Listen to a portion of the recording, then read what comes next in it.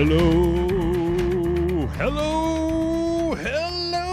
Rage Select. I think, John, I think I might just have a burgeoning career as an announcer. Yeah? I don't know what for yet. Yeah? It might be like slot car racing or competitive cereal eating or I don't know, maybe something to do with video games. Is there a way? Can we just make an app where I can just jump into somebody else's Twitch channel and just start commenting over their commenting? Can that be the thing for 2015? Can that be the Twitch Plays Pokemon of 2015? Is dueling commentators, aggressive commentators? I don't know if that's something that they would be for, that they would want to do. Who cares? This is the Rage Select podcast. What they're for doesn't matter. You guys know, everybody knows who we are. No, but I think I could be, as a person who runs a video game website, yes. John, and you have your own website as well. Yeah. I'm constantly just sitting around trying to think up what's the thing. What's the thing that everybody's going to go berserk for? I look at if you had come to me in 2014 and said, we're going to let the chat from Twitch play a game of Pokemon on the Game Boy, I'd have been like, this is the stupidest thing I've ever heard in my entire life. Turned out to be just bananas big, right? So I think what you're getting at is, think of whatever the stupidest thing is you've ever heard in your entire life, and that's going to be the next big thing. Oh, man, I got a lot of stupid thoughts, man. That's going to be a hard one. I'm sitting around, especially when I'm drunk, I'm home from the bar, and I'm like... and I'm trying to have sometimes, so sometimes when I'm drunk, I'll come up with a legitimately good idea. Yeah. I don't know how many emails. Every email that comes to me at like 1 a.m. Like I'm emailing myself, and it just says like taco pizza Mario Kart. And the next day I wake up and I'm just like, what was I thinking? What was that taco again? Taco pizza Mario Kart. It's like, I think it works. You have to eat the pizza with one hand and play Mario Kart with the other one, and so it's a combination of an eating competition and Mario Kart at the same time. Is Mario Kart being played on an N-Gauge? Is that why you're calling it a taco? I don't know. The taco, it's the new Amazon Taco, the Taco Fire HD. It's got an HDMI port. No. Supported by Taco Bell. Yeah. We haven't talked about Taco Bell in a while. Taco Bell kind of fucked me, John. Yeah? Like, I had my order, right? I had my order down solid at Taco Bell. Then they went and they kept changing things, right? Tell me about it. They kept changing things to the point where I'm like, I feel like an asshole because I have this like 4-page long special order. Well, can you put this sauce on this, and can you swap out the regular chicken for this chicken, and then I need this, but can you make it upside down? And I'm like, I'm now the special order guy at Taco. What the fuck, man? They sell tacos. There have been so many things that they'll release, like, ooh, it's a new item on the menu, and I'll try it, and it's like, actually, this is really good. I really like it, and I'll just start getting that every time I go to Taco Bell, and then I'll go there one day. Yeah, we stopped carrying that a long time ago. Yeah, like, but what am I going to order on your menu now? But the purple sauce was good on everything. I know that purple isn't a color that food comes in, but it was great. Actually, with the pita bread and the cheese and the chicken. What's your jam at Taco Bell right now? Right now, it's the loaded grillers. Okay. I really like the beefy nacho loaded grillers. I like the fact. I don't think I've ever discussed Taco Bell with you on here before, but I like the fact that it's like everybody who comes to record at Rage Select has at least tolerance for Taco Bell, if not a great love for the Bell, for Liv Moss as Is that really the slogan that Taco Bell needs to be having? I don't know. Live more by shoving this horrible, horrible food into your face. Like, I don't think I've ever. They should just change. Taco Bell should just change their slogan to #YOLO. Like, it's just Taco Bell. YOLO. You only live once. That's right. More cheese. More ground beef. Well, folks, this is the Rage Select Podcast, and this is the time where we normally spend a couple minutes talking about what we've done this week. And I have done little else but play Dragon Age, so I don't have anything to say. I can't get. I'm finally very close to the end. I think that sometime soon I gotta schedule a day with one of you guys where somebody could just come in here, or I don't know. Maybe I'll start doing reviews by myself. I'll just sit down and be like, all right. I know what I'll do is I'll take a broom, and we can take a picture of your face, and I'll cut it out and I'll put it on the broom. And just imagine me just saying, right. Yeah, okay. Yep. All right. But no, I finally managed to get to the point. I've got 2 more story missions left. I'm just trying to go mop up a bunch of the other areas that I haven't been to. But the thing that's really bugging me is, man, I didn't want to talk about this. Why did I even bring it up? I can't get the lady that I want to romance in the game to the romance options. So wait. Before you even go any further, are you saying Jeff can't close in Dragon Age? I'm saying the Inquisitor can't close, all right? I'm pick the hearts whenever they come up, and damn it, Josephine, I've restored your whole family. I've saved you from assassination. Just would you... Come on, man. I don't want to have to sleep with Sarah. She's dirty. She's a dirty elf. Ugh. And everybody else, I mean, Cassandra don't swing that way. I don't know, man. It's pissing me off. It's like I just keep going back in and talking to the character. I just keep getting the same menu options. I'm like, oh, fuck, man. I don't know what to do. So, yeah, that's been my world. Wow, that's pretty amazing. The past few days. Actually, last night I didn't go out because I found out that when I did some dojo videos that are coming out on Monday and Tuesday for an old game. Yeah. You know what it is, but let's keep it under wraps.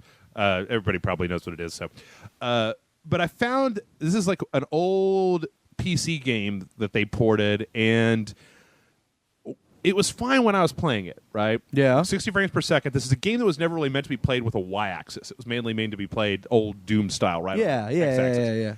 When I was playing it, no problem whatsoever. When I was watching Aaron play it, I would watch him play for about 10 minutes, and then I would just start to get intensely nauseous. Ah, yes. The watching someone else play a first-person video game. It's never happened to me before. Never happened to you? Yeah, Wow. I don't get VR sick. I put the Oculus on for the first time and just played for like 6 hours straight. Yeah, I remember that. No problem. And by remember that, I mean that we didn't see you for like 12 days. Yeah. Well, you gotta check all the apps that are coming out. But yeah, it was weird. I mean, it was like, oh, is this what people were complaining about when Descent came out? Oh, that's weird.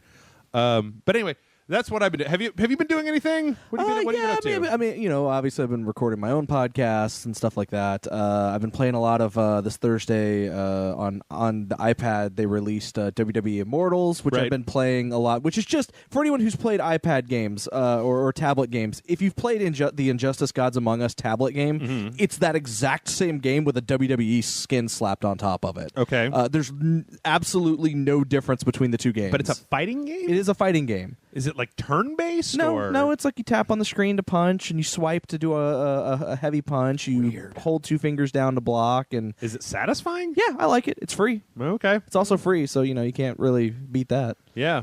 But so I've been playing a lot of that. I accidentally punctured a hole in my bathtub, which it turns out I can't fix. Okay. Which, funnily enough, I punctured a hole in my bathtub with my iPad. What was the bathtub? Was it? It was like racist stuff, or was it talking about your mom? No. This wasn't vindictive. No. Motherfucking bathtub. I'll show you. So sometimes when I'm listening to podcasts, I listen to them on my iPad. Right. And so like in the morning when I'm getting ready to go to work, I'll like set my iPad down on my counter and like listen to whatever it's playing and like get ready for the day. Okay. And I guess I didn't put it on the counter correctly, and it fell into the tub, which the tub was empty. There's nothing in it, so I was more worried like when it fell, I was like, oh shit, my screen's probably cracked as fuck. Right. Perfect condition. Like you would never know that I dropped this on what is it? Plastic? Ceramic.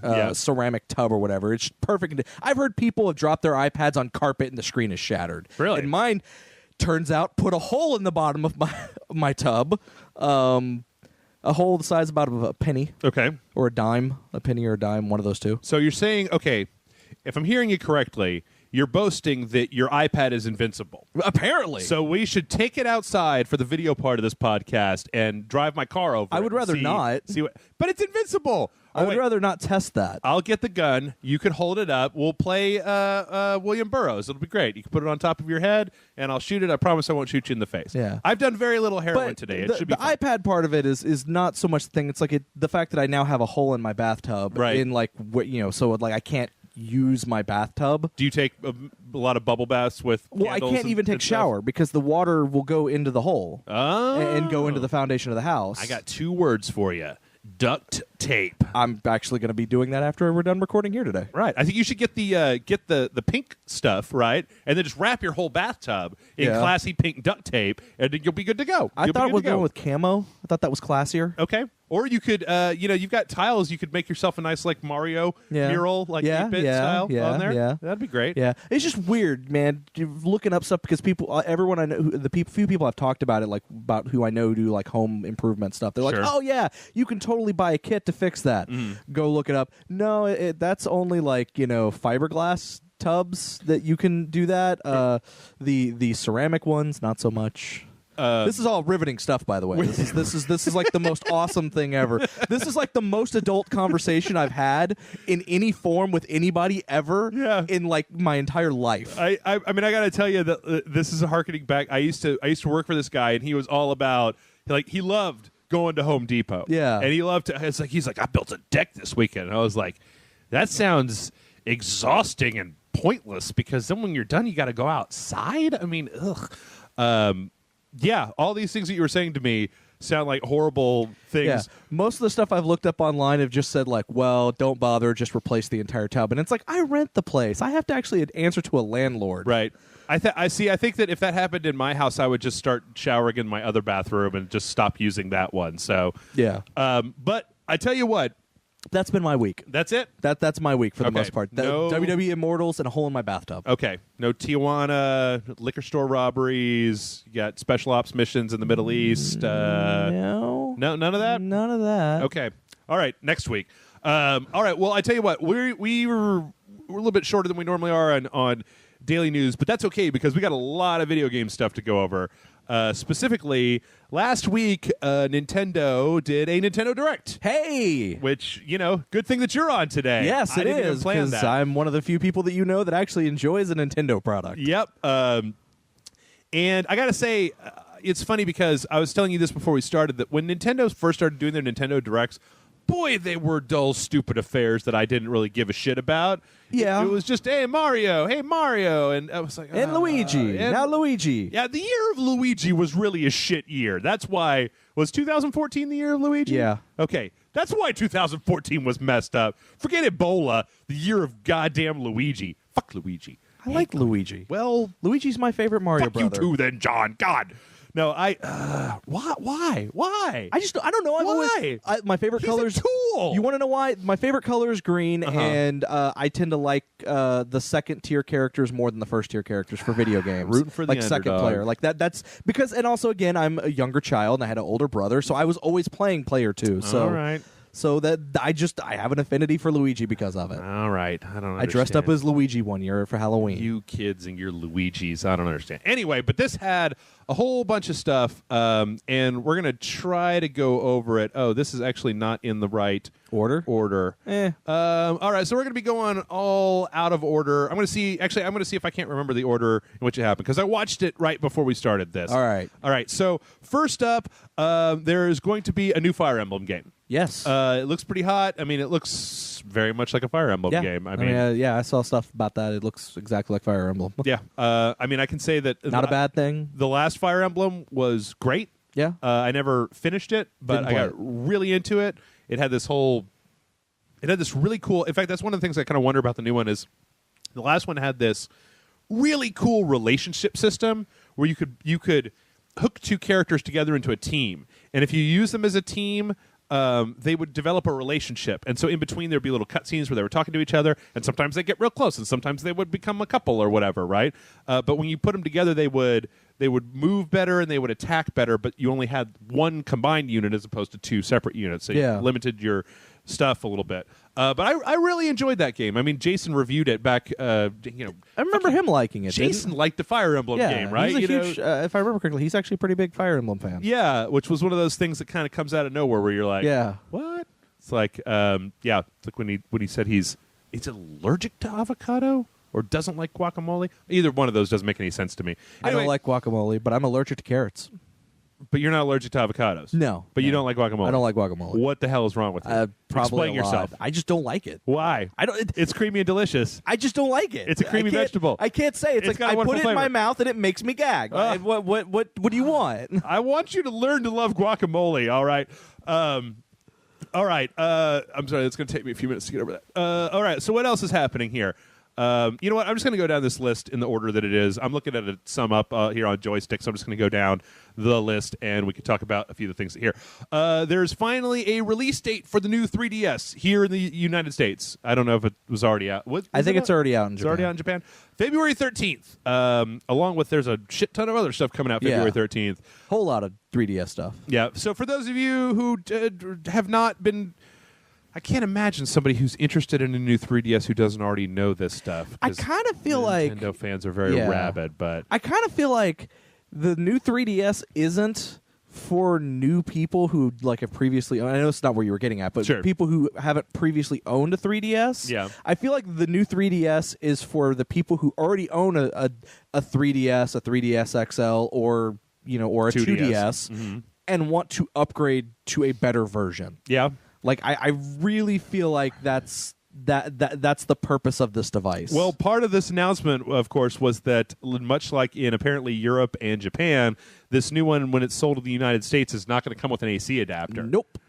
Which is kind of that's I mean, okay, come on. Fuck you, Nintendo. Like everything you've sold has come with an AC adapter. I understand you do that in other territories, right? Yeah. But fuck you. When I buy a new thing, I expect it to come with an AC adapter. Yeah. I mean, there's bound to be at least a couple hundred cases of younger kids getting it for their birthdays. I want the new 3DS. They don't have one already, and they get it for their birthday, and they open it up, and what? How are they supposed to even charge it when they open the box? The parents got to go back to the store. Just shame on you, Reggie. Shame on you for your no AC adapter. Plus, those things can't cost more than about $1 to build, right? Yeah, and I think if I remember correctly, the AC adapters are like $20 or $30. Yeah.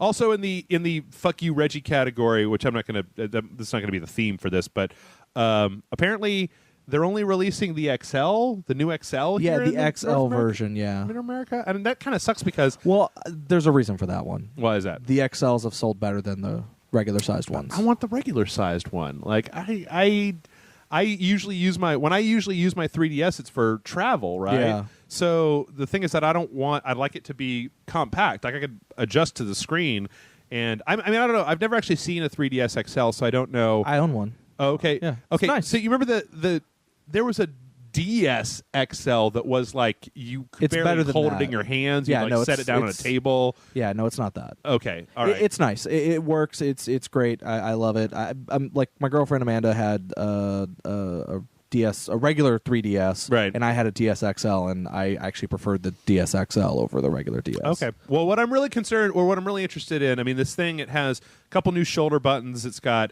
NFC support for Amiibo functionality. It's got this little C-stick thing nub. It's supposed to be another analog stick, but it looks like it's just going to be. I mean, I don't know. I have problems with the circle pad on the thing because my thumb is used to a controller that's raised up, right? Yeah. Even the Vita's raised up ones are just enough to kind of give me more of a traditional controller feel. That C-stick thing just doesn't feel right to me. There's a bunch of other stuff that's going on here. It's supposed to be faster. It's got a camera on it that's supposed to track your face and adjust the 3D so that you can move your head from side to side. I will believe that when I see it. So because it's already out in Japan, there have already been people who have like reviewed it kind of and talked about it, and it works. Like it's not there for like large movements. Like if you're just tilting it from one side to the other, right? Like that's not going to work as nice. It's mainly meant for like subtle movements. Okay. But they did say that I have heard some things where they said that in certain games, and depending on the how much of a movement it is, it can cause some frame rate issues or some game slowdown. Really? That's pretty terrible. Oh well. I mean, there goes my dream of playing the new 3DS on the back of my motorcycle. But you got to make do from time to time. All right. Let's see. In addition to announcing this, it seems like this is going entirely backward. Nope, it's totally out of order. Okay.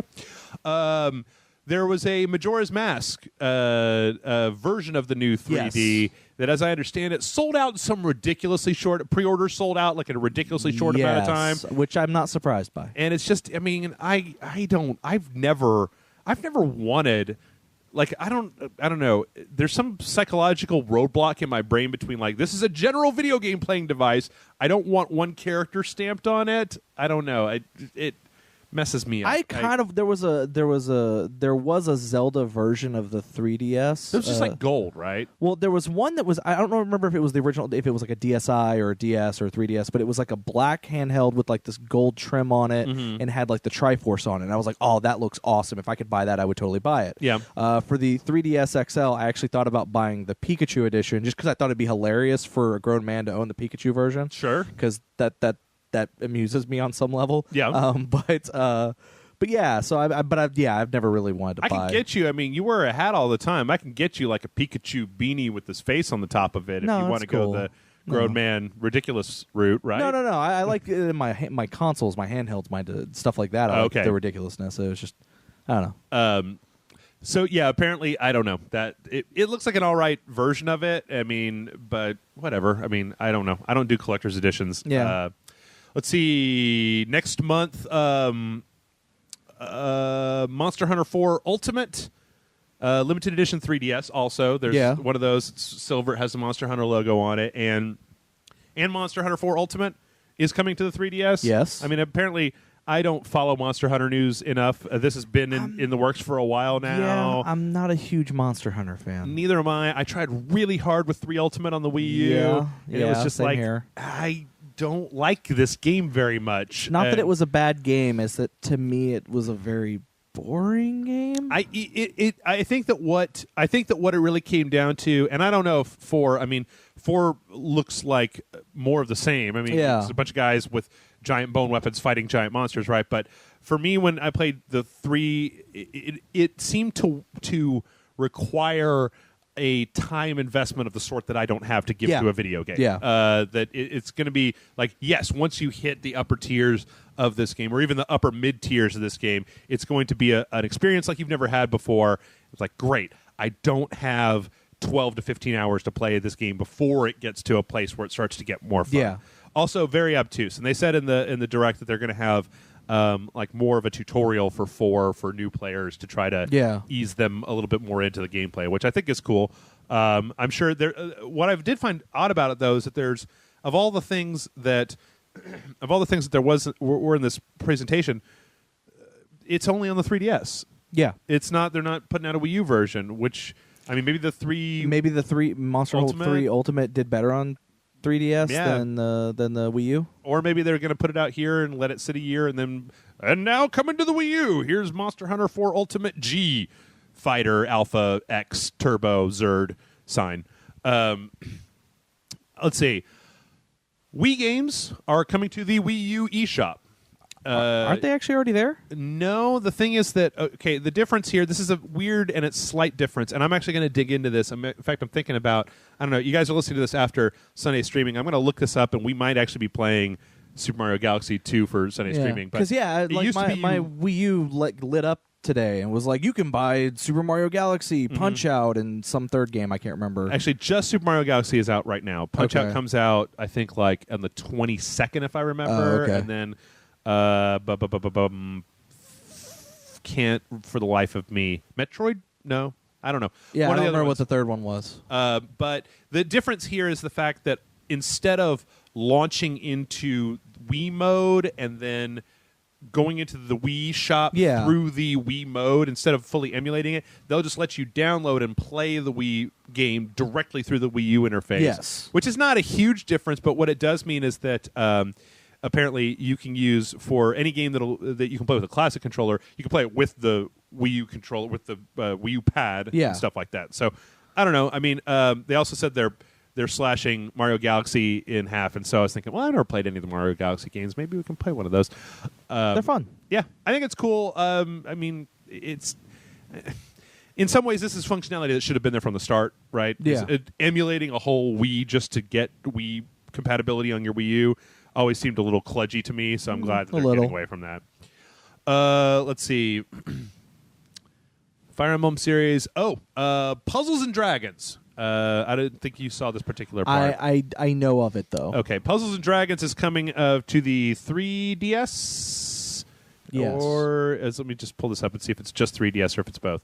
I think it's just 3DS though. But it's the Super Mario Brothers edition, isn't it? Right. So this is a game that's okay. It reminds me an awful lot of what was that? Puzzle Quest? Yeah, Puzzle Quest. I don't know.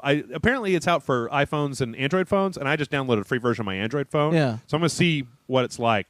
But it looks like it's a match 3 game that then powers up a RPG system at the top. Okay, exactly like Puzzle There's Quest actually is. a lot of games like that. Yeah.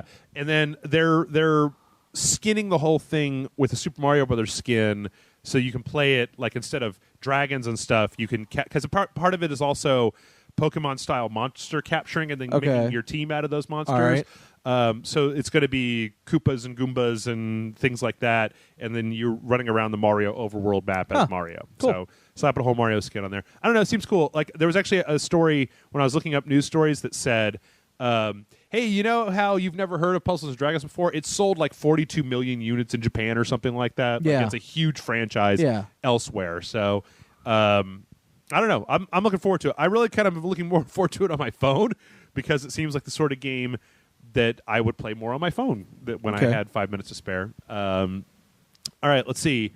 Pokemon Shuffle, free to play. Oh, right. Okay, so speaking of kind of collecting match 3 type of stuff, there's a free to play Pokemon Shuffle game that you can download that is like a match 3 battle Pokemon thing for the 3DS. But they were they were not very specific, but if you're watching carefully in the direct stream, you can see all the earmarks. It's like, and if you die, then you have to wait to play again or buy with real money things that will in-game currency or real money things that will let you keep playing the game. So Nintendo get into the Candy Crush game apparently. Yeah. Can't really blame them all that much, but I don't know. Let's see what else we got here. There's a whole bunch of new Amiibos coming out. Whole bunch, including Super Mario Brothers, a new series of Super Mario Brothers Amiibos. Let's see, Mario, Luigi, Peach, Toad, Yoshi, and Bowser. This is the first Toad. Is the first Toad, yes. And it's going to have connectivity to Captain Toad Treasure Tracker. Apparently, it's going to put a little thingy in there. And it's also going to have, these are all going to have connectivity to newly announced Mario Party 10. Yes. And I want to do the commercial for Mario Party 10, John, and be like, Mario Party 10, get fucked when the game is over. Have you ever played Mario Party before? Yes. You know how when you've built up all those stars, then at the end it just starts giving them to everybody else and go fuck yourself, you lose. I've never had that happen to me. Okay, every time I play Mario Party, that seems to be what happens to me. Is I'm pretty much ahead, I'm good to go, and then it's like, all right, the game's over. Let's do 5 things. It's like, well, you were the worst, so we're going to take some of the best people's to give them to you, and let's do a random thing. Oh, look, I lost more, and then you're just fucked. And I take it you're not a big fan of the Mario Party games. I've never had. I've never played them the way they're meant to be played. Okay. I've never had a bunch of people. It's hard for me to get people. See, I've only played it when I've had a group of people to play it with. Right. I think that Jason and I played Mario Party 9 like back at the loading bar days way a long time ago. Yeah. But he the entire time he wasn't having any of it. He was just fucking he wanted to get out of there. But I've never played it with a big group of people, and that's maybe the reason I've never had fun with it. Because I didn't have an N64, which is where I feel like a lot of that big multiplayer stuff started to happen with all the ports in the front. Player, yeah. Right. And then when I had a GameCube, everybody was playing PlayStation 2 games. You couldn't get people to play. I don't know. I know the feeling. No. I had a GameCube as well. I had over the other consoles. So, yeah, I've never played it. But apparently they're also going to have an Amiibo mode where you can put Amiibos in there, and there's a whole separate game that you play with just the Amiibos. You can load stuff. There's also going to be, I think what they say, Rosalina, Wario, and one of the other ones will be playable here from Smash. The most interesting part of it was they said that you can load these like special little one-time bonuses into the Amiibo that is your like little player on the Amiibo mode. But they said, oh yeah, by the way, you'll have to erase your Smash Brothers data in order to do that. Now, Nintendo, you're listening, as I'm pretty sure they're always listening. Right? Reggie's listening. Reggie's always listening. Just up there. What? Reggie knows all. That's right. Reggie's a creepy looking dude, man. It's okay. I'm sure he's a nice guy, like whatever. But as the face of a company, he kind of looks like a Frankenstein monster to me. And they also have that other guy, the American dude, that's just like some kind of weird weed peddling robot man who looked like he was high during the presentation. His eyes were all red, and I was just like, is this why you're like this? Is because you're just like super fucking stoned right now? Like, hey, come on, man, we gotta do Nintendo Direct. He's like, hold on, I'll be right there. But I hope that Nintendo is not dumb enough to just be like, yeah, just erase your Smash Brothers data. And then there's no backup function or way to get it back on there. But then I wonder, because it seems like if there was a way to transfer from an Amiibo back to an Amiibo, it would only be a matter of time before somebody figures out how to of course. dick that up and write to that RFID chip, make super Amiibos, and then go online and kill everybody, and then they've got to start banning people and blah, blah, blah, blah, blah. So I don't know. That's an interesting one. There's in February, there's a bunch of new Amiibos for Smash. Rosalina, Bowser, Pokemon guy. I know what that guy's name is. I think these are the ones, right? Young Link. Is that It's Toon Link? Toon Link? Okay. Is that Sheik? Ike. Robin. Well, those were those are set to come out next month, and then the new ones that were announced, I think, are in May. Charizard. Ness, Pac-Man. I don't know. I don't understand the Amiibo. I don't understand the Amiibo thing. I got two of them, and they're sitting up there, and that's it. Like, I understand it. I mean, I don't understand their functionality within, like, in regards to games, but I totally understand it. It's the figurine thing. I mean, it's a big thing in Japan. It's sort of started getting big here within the last like 10 years or so, but it's just like having a little figurine of your favorite character. I mean, it's little they're just basically essentially affordable tiny statues. I think for me it plays very much into the idea of, I don't have that many things and I don't want more of them. I'm good with what I've got going on right now. I don't need toys to put everywhere in my house, right? See, I do. I need stuff everywhere. Maybe if I still had a desk, maybe if I still had a cubicle job, and I needed stuff to put on my desk to. I got Legos all over my desk. There you go. But then I don't think I'd take my Amiibos to work because they get stolen. I don't know. Probably. I just look at it from this like weird, cold, hard gameplay perspective, where I'm like, what does that do for my game?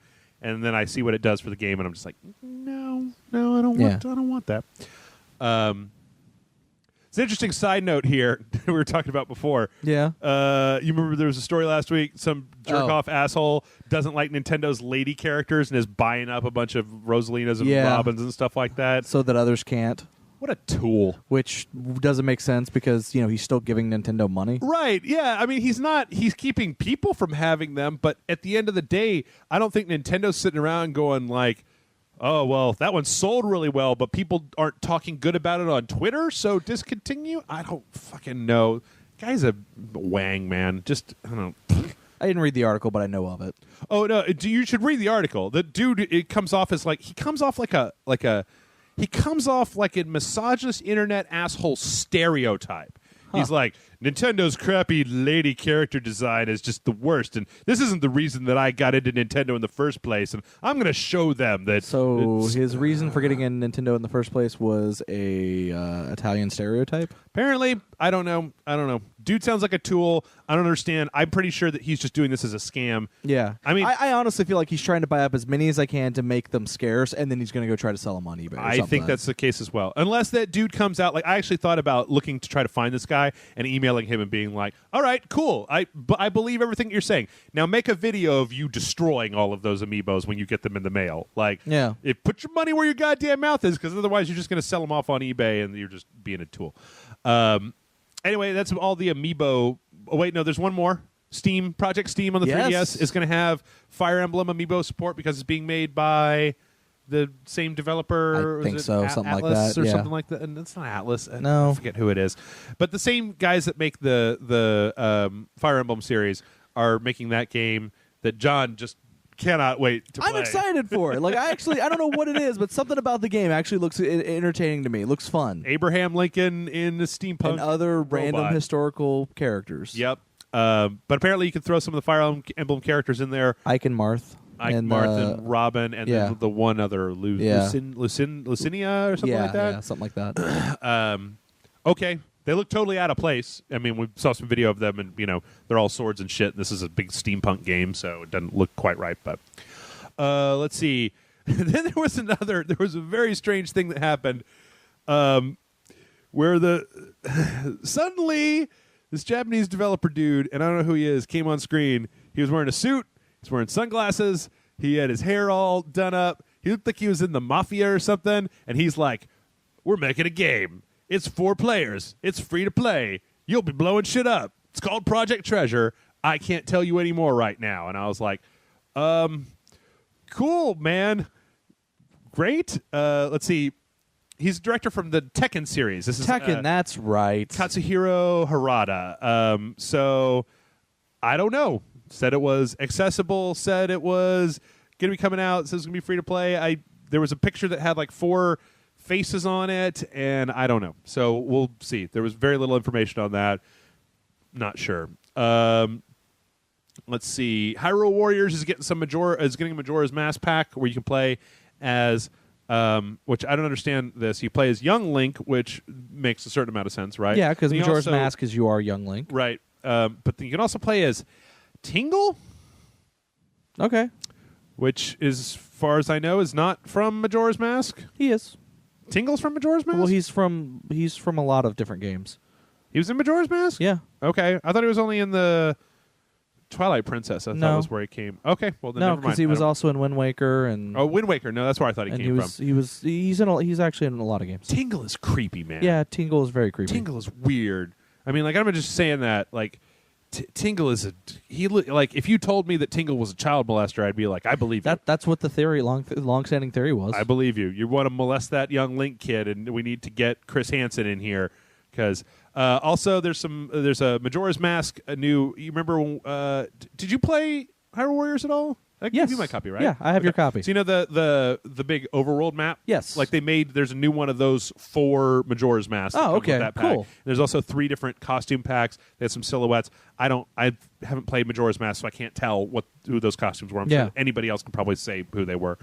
Let's see. There was a new trailer for Xenoblade Chronicles and a release date in April. I am really excited for that game. Yeah. I don't know why. I mean, it looks... Actually, no, I do know why. It's because it looks like the last one was... I think I've said this before. The last one that was on the Wii, right, was part of the Project Snowpiercer or whatever, Project... I don't know. Owlface, Snowblind. I don't remember what it was. It was Snow something, I think, where you remember this, right? The domestic... I know.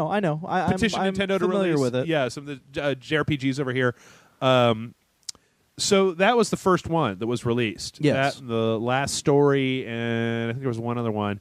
And I remember playing that, and I kind of liked it, but god damn, it was ugly as sin. And also the other problem with it is the fact that it was released here in such small amounts that trying to get a copy of it is ungodly expensive now. Really? Yeah, the game's over $100. Really? Yeah. Do I have that down? I was just seeing if I think I've got a copy of that somewhere.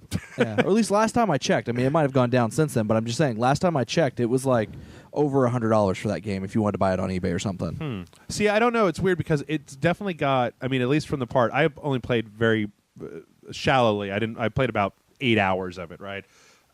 It had this weird kind of, it had that thing that we're starting to see more and more often that I don't really care for of offline MMO combat where you spec as a tank healer DPS doing that whole thing. Yeah. And you're controlling all 3 characters.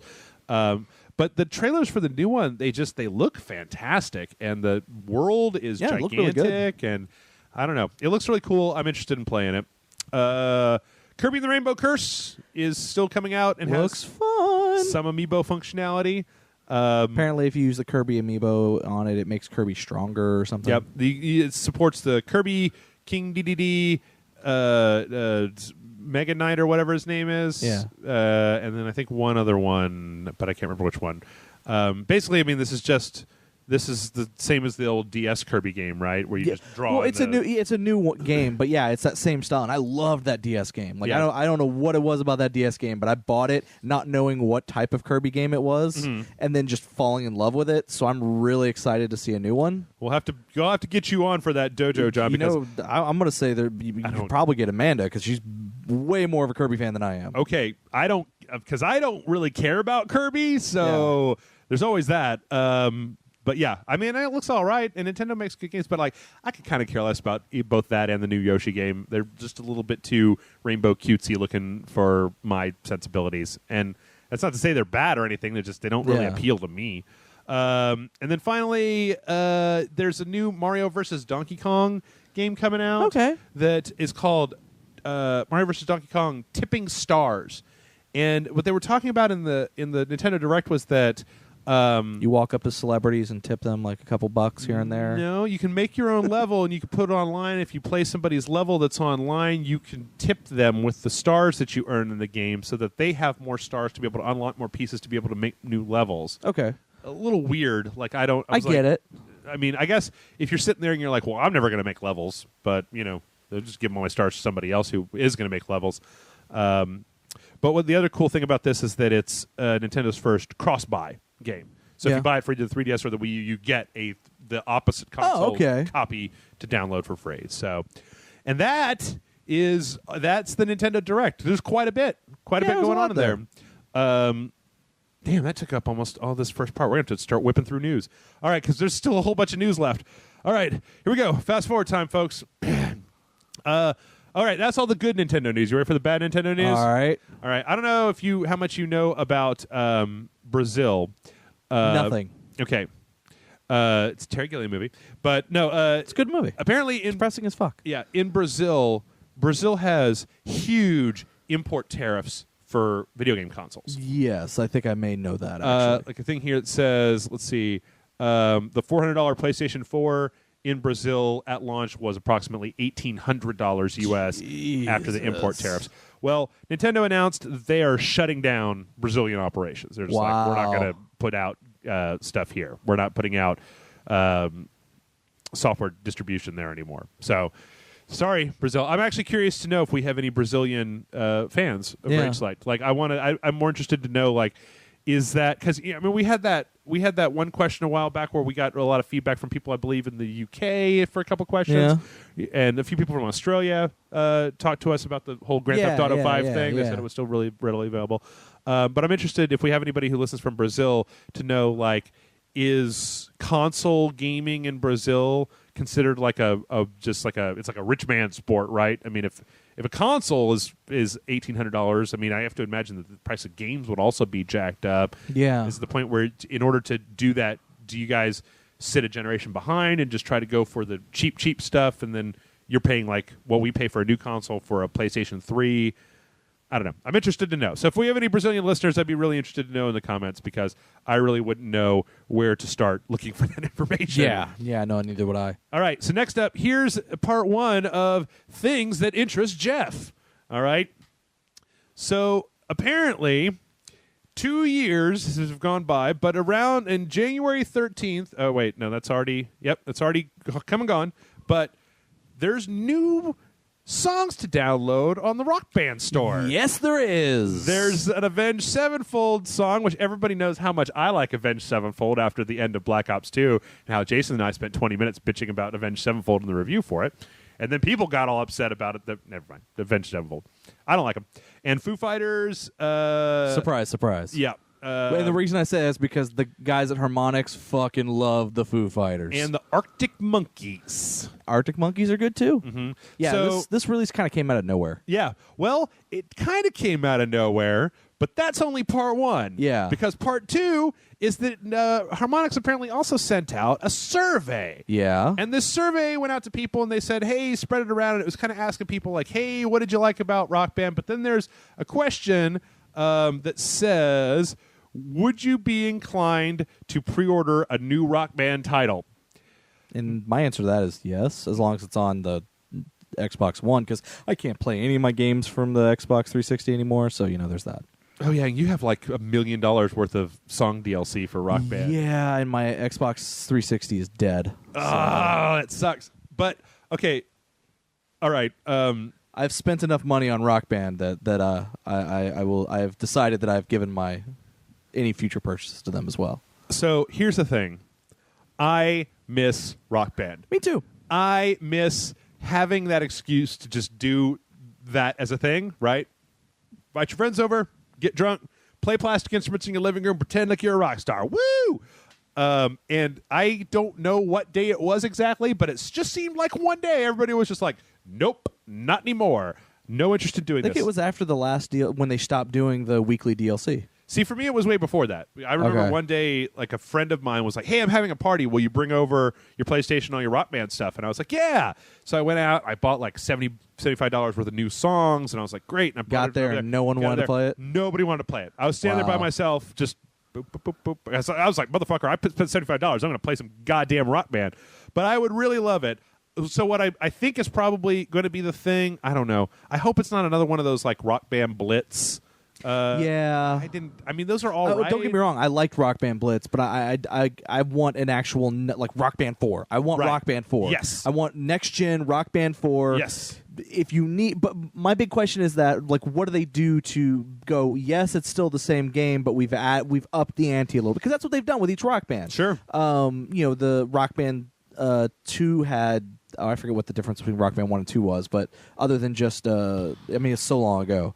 God, what was the difference? But Rock Band 3 had, up the ante with the keyboard, right. Which I don't think they need to add another instrument or anything like that. But, whether it be, do they add a new button? Mm-hmm. Like instead of the 6 buttons or 5 buttons, they go to 6. Yeah. Obviously I don't want them to go to the Pro Controller route where it had like 127 buttons on it. I always wanted that they had the actual guitar that had it had touch points in it. I know. Oh, God, I wanted that thing so bad. But yeah, I would be totally down with relaunching Rock Band. I'm totally. Let's do that. I've been so much so that I've actually been contemplating whether or not to buy what is the Ubisoft thing? Oh, Rocksmith? Yeah. Which is a totally different experience. It's not even the same thing, but I'm just kind of like, I kind of want to get that just so I can have something. Yeah.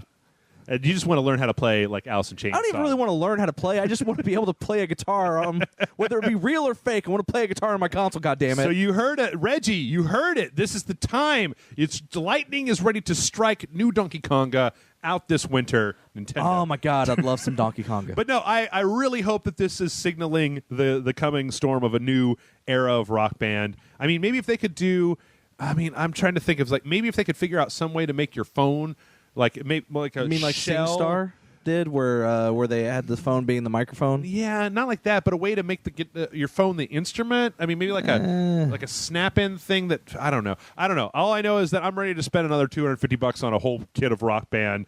And then make people come over to my house. I mean, I've heard different rumors. I've heard some rumors where someone suggested that they should make, instead of releasing like a console game, release something where the guitar is also the console as well, and that you just plug it in your TV and plug it into like a network connection or something, and then suddenly it'll connect to their servers. I've heard some people suggest that they should do something like almost like a karaoke style thing, where instead of buying the tracks individually, you buy either like a monthly subscription or you buy a song for a specific amount of time. Oh, I would buy the shit out of literally, that. if they came out and said, we're doing Rock Band 4, but instead of selling individual songs, we're going to do, if you pay this service $10 a month, you get access to all songs ever released. I'd be like, I'll do it. Even if I don't play the game every week, I'll still pay the monthly subscription. I would pay $10 for like 4 hours. I'd pay $10 for access for a Friday night. I'm just like, let's do this. So anyway, there's that. All right, well, let's move on from Rock Band to Xbox news. Apparently, that $50 price drop on the Xbox One is coming back. Was a good thing, and so it's back again. Apparently, 2 weeks after they discontinued it, they looked at the next story is the December NPD numbers. So Xbox One, and they're calling it a promotion, so like they can whip the rug out whenever they want to, right? But it's still $350 instead of $400. And you know what? I don't really have a dog in the console fight. Yeah, I think it's a great idea. It is a great idea because I think that if Xbox wants to make sure. I mean, at the end of the day, if you're Microsoft, you want an Xbox in as many houses as humanly possible. Yeah, I mean, they need to, like, right now it feels like, even though, like, if you look at the numbers or whatever, apparently Xbox towards the last half of last year pretty much outdid. You're stepping on my next story, John. Oh, sorry. No, that's all right. Well, I'm just saying they did so well with that. So, obviously, even with that though, it seems like Sony's been making a lot of headway with all the announcements from the Sony Experience. With the announcement of exclusive Street Fighter. I mean, it's just worth noting when you talk about that the Xbox One has outsold the PS4. It's not like only Xbox One sold. There's still a whole bunch of holiday PS4 bundles that sold as well. The PlayStation 4 was outselling the Xbox by like 3-1 prior to that happening. Yep. So it's like Microsoft is playing catch up. So anything they can do to kind of even that playing field, I'm for. Sure. Yeah. What I want is I want 50% of people to own an Xbox and 50% of people to own a PlayStation 4, because that means as long as those companies can do incentives to try to get people to buy their console and their games, that means that the consumer still has a good level of control and is being enticed rather than, if one side, like if PlayStation's just so far out in front. Actually, you know what? When the PlayStation 2 was out, they were way out in front, right? Yeah, they were. And they didn't have to do jack shit. Like they had that shitty, well, that's probably just a limitation of the hardware. I was going to say the hard drive network thing that was just garbage. Yeah. But I don't know. I want it to be about as equal as humanly possible. But you did mention, yes, that in November, December, the Xbox One outsold everything else, apparently. Let's see. Becoming the best-selling console in the U.S. in November and December. Microsoft have put out a press release. And I can never tell you guys, I mean, inevitably... How much of it is hyperbole? How much of it is actual legit numbers? Well, whenever we tell a story like this, inevitably somebody comes to correct me, and I'm always wrong on one of these figures about whether this is shipped to or sold through, because those two are different, and they tend to be a little bit woobly. They just say sold, right? Yeah. They don't say shipped, and they don't say sell through, right? They just say sold. They say sold. It could mean sold to stores, or that the stores sold to consumers. Right. And invariably, whenever a company wants to bolster their numbers, they use the ship numbers. Yeah. And whenever they want to even get up ahead of that, then they use the sell through stuff. But apparently that was, that was the thing. And it's good. So I think that the other interesting thing was, so the MPD announced the December numbers, but then that also means that they were able to announce their aggregated top-selling games of 2014. Oh, nice. Entirely, right? So here's the list. Now, this is not counting digital, right? Yeah, new physical retail, okay? Okay. We're going to go from 10 to 1. 10, inexplicably, I don't understand how the fuck this keeps happening. I don't understand at all, John. There were plenty of games that came out last year. How the fuck is Call of Duty Ghosts number 10 in 2014 sales? I don't understand how that keeps happening. And like last year, it was Black Ops 2, right? Was like number 9 on that list or something like that. Yeah. People just buy the shit out of those Call of Duty games. They buy the shit out of them. They do. I mean, that's number 10 for all of 2014. Yep. Fucking Dark Souls 2 could have been in that slot. Number 9, FIFA 15. Totally, whatever. Yeah. Right now, you're not telling me anything I'm not or that I wasn't already expecting. Number 8 is Watch Dogs, which I get that one. I didn't because I get it because there was so much hype going on before the game came out that a lot of people bought it when it came out. Yeah. It's as simple as that. Yep. Now, buyer's remorse happens afterwards, but still. Okay, number 7, NBA 2K15. I mean, I think that anytime sports game is on here, I'm not surprised. Number 6, Smash Brothers. Number 5, Minecraft. Yeah, showing that Minecraft is just not fucking slowing down. Nope. Everybody's just buying the shit out of it. I don't understand. I mean, I've already owned it on just about everything that I've got. I guess I bought it on everything that I got, so whatever. Yeah. Number 4, Grand Theft Auto 5. Okay. Which I think that now that's on the listing here it too. says PS4, Xbox One, 360, PS3. I guess they're counting all of the 360 and PS3 units that also sold in 2014. Yeah. Number 3, Destiny, which actually came with a story that it's Activision, right? Yeah, Activision. It's Activision EA. Years. It's Activision. They said that they were touting Destiny as like the best new IP launch ever. Right? Yeah. Best-selling new IP launch ever. Yes, they've been touting that. Number 2, Madden NFL 15, and number 1, Call of Duty Advanced Warfare, showing that even though I know there's a lot of people that don't like Call of Duty, but fucking shit sells. It's number 1 and number 10. There's 2 Call of Duty in the top 10, all selling games of 2014 list.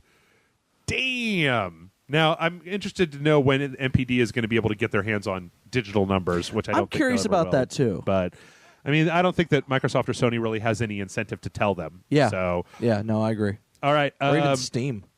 Yeah. Speaking of huge-ass amounts of money, right, a lot of people, you were just talking about playing WWE on your iPad, right? Yeah, the WWE Immortals. I was interested. This is a report that came out that said the Apple App Store, I believe, Yes.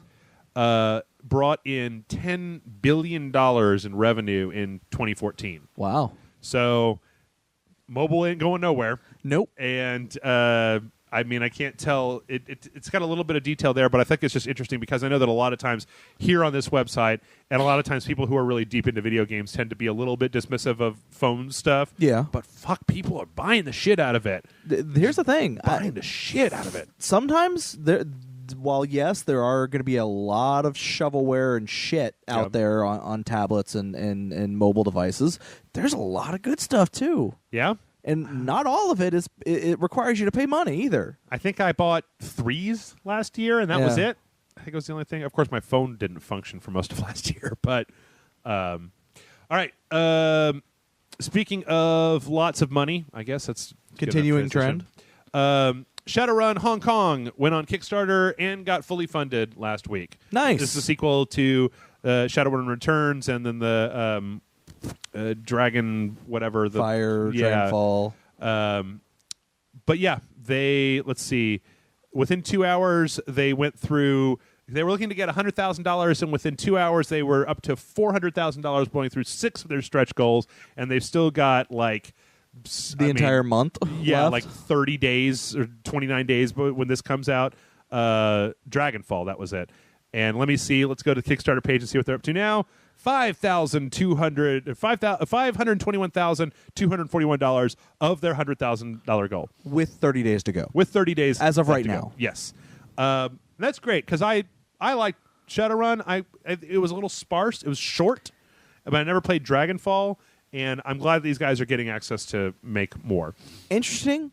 I own it. I know I bought it during a Steam sale. I don't think I've ever touched it. It's fun. I need to actually go back and play. I almost bought the iPad game, but it was like $20 or $9. It was $10 if I remember correctly. I was like, I don't know if I want to pay $10 for an iPad game. Yeah, I don't know. I'm just happy that it got. I mean, I'm happy that it got funded because the last one was. These guys are definitely fans of Shadowrun, yes, and they're making a good game. So, let's see. Next up, I don't know if you saw the trailer, but there's a new trailer for Mortal Kombat. Mortal Kombat X, and it has. Old Kung Lao is been. I mean, I think we already knew this, but we were actually seeing him here. He's got a laser hat. Yeah, I'm kind of confused. What's that? Because this is supposed to be a continuation from Mortal Kombat 9. Yes, and like half of these characters were dead in Mortal Kombat 9. Now I know in Mortal Kombat mythology, story, whatever you want to call about it, characters die all the time and come and get brought back. Right, but still. Are you saying that the continuity of Mortal Kombat is bothering you? It is a little bit. Because here's the thing. They've always had really good continuity. Right. Like, I actually know the continuity of most of the Mortal Kombat games pretty well. It's a little confusing at times, but it's still very concise. Well, I don't know. I mean, all I can say is that from the time period, I mean, it looks like Kung Lao, when you catch kind of like little pictures of him, that he is older. Yeah. And Kitana... Well, yeah, this is like years and like years 20 later. 20 years later or something like that? because it's the one of the characters is the daughter of Sonya Blade and Johnny Cage. Yeah. And then Kitana, it wouldn't surprise me if it's like, well, she's from Outworld, she's immortal. She's immortal or whatever. Even though she also died. Yeah, well, who knows? But then there was also a little thing at the end that in addition to Kitana and Kung Lao, Goro lives. But it says pre-order. The trailer says pre-order to fight as Goro. Oh, good. Goro's pre-order DLC. Yes. Garbage. All right. In addition to that, but what about Kintaro? Kintaro. I don't know. I care about Kintaro. Yeah? Yeah. I just want to know if there's going to be a new Smoke. I like Smoke. Smoke? Is Yeah, my Smoke's favorite. pretty cool. All right, this one I had to bring it up because it was on the news list, but apparently there's another multiplayer game in development. This is a 4-on-1 Friday the 13th where one of you plays as Jason, the other three play as campers trying to get away and stop him. This is just kind of like that high school game or whatever that was on Kickstarter a little while back. I feel like there's a lot of. I'm waiting for some of them to come out, but there's one that was on Kickstarter, and then there's that other one. It's not multiplayer, but there's another. The one for the PS4, oh, yeah, remember? Yeah, that's like a Heavy Rain kind of thing. Yeah. So I don't know. Like I'm very interested to see how these go.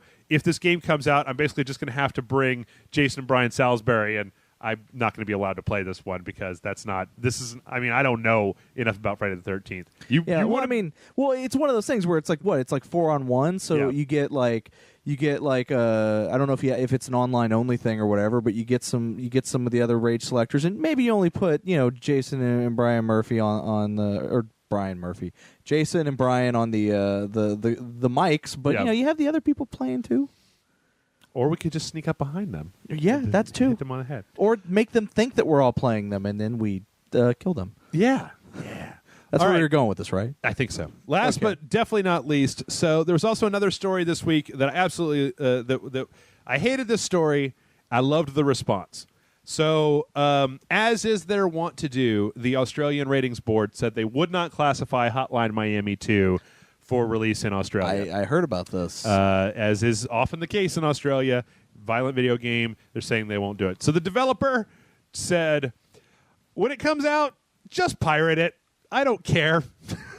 So Hotline Miami 2 designer Jonathan Soderstrom basically said, yeah, if you can't buy it, then fucking just go steal it. I don't give a fuck, which I think is pretty incredible, personally. Yeah. So, yeah, that was what we wrapped up with. Yeah, it's kind of the whole thing of I'd prefer you to buy it, but if you don't have the opportunity to buy it, if something is keeping you from buying it, then fucking do what you want. I wasn't going to get your money anyways. Right, exactly. And with that, we are done with news. This has been a very long news segment, and we're going to go ahead and we're going to take a break, but when we come back, we're going to answer questions, and we might have to cut a few questions just for time, but we're going to try to get through as many as possible, so stay tuned. mail@rageselect.com is the email address, and we will be back shortly.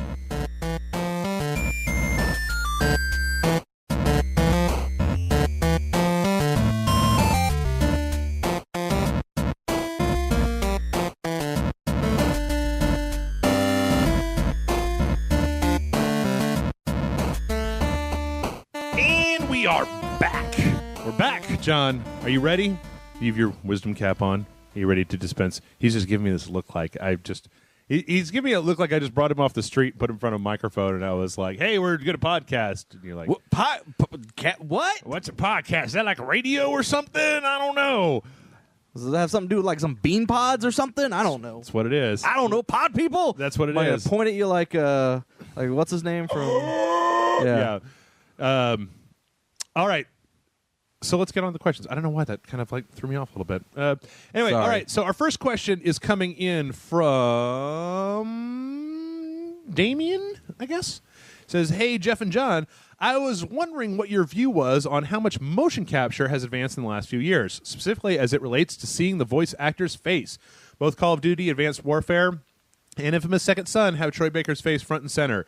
Do you think it would be better if games were more like movies in which the actor's face simply inhabits a character? Or would you prefer there be more by the way of designing a character like in The Last of Us?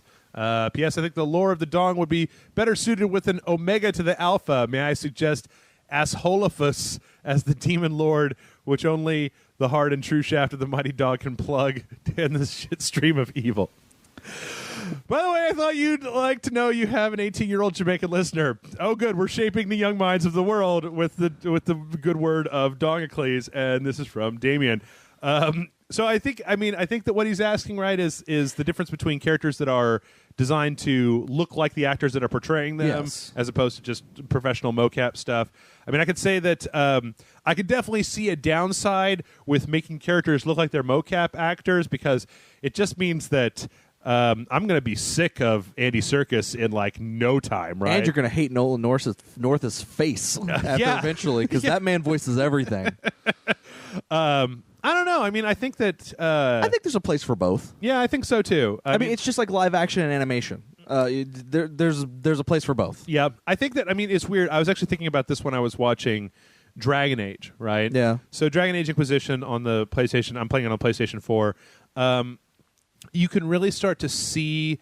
It seems like BioWare is still trying to use the same tricks they came up with in Mass Effect and Mass Effect 2 cinematically, right? Yeah. But on the new consoles, the characters look so goddamn good that like when you see them like come to a kind of a very stilling halt at the end of saying something, it's kind of jarring in a way. It is a little bit, yes. And like I also don't understand. What I'm mostly concerned about is it's whatever works for the game, right? Is good because sometimes motion capture works really well, but other times if you stick to it too hard, then you get into Uncanny Valley territory. Like I thought it worked really well in Advanced Warfare because I have more of an intrinsic emotional connection to Kevin Spacey. Right. So even though like he was playing a character, it's the same way that you watch an actor play a character, and it's not like you spend the entire time going, "Oh, Kevin Spacey, you're such a house of cards." Or that's actually exactly what I say. Do you? Oh, Kevin Spacey, you Lex Luthor, you. Oh, K-Pax, you usual suspect. I don't know how long I can keep that up. Guy from Seven. John Doe. Oh, John Doe from Seven. You got to think of another Kevin. Anyway. No, I mean, I think that this is something that I've been curious about for a long time because we've heard a lot about the rising cost of game development when it just comes to assets, right? Yeah.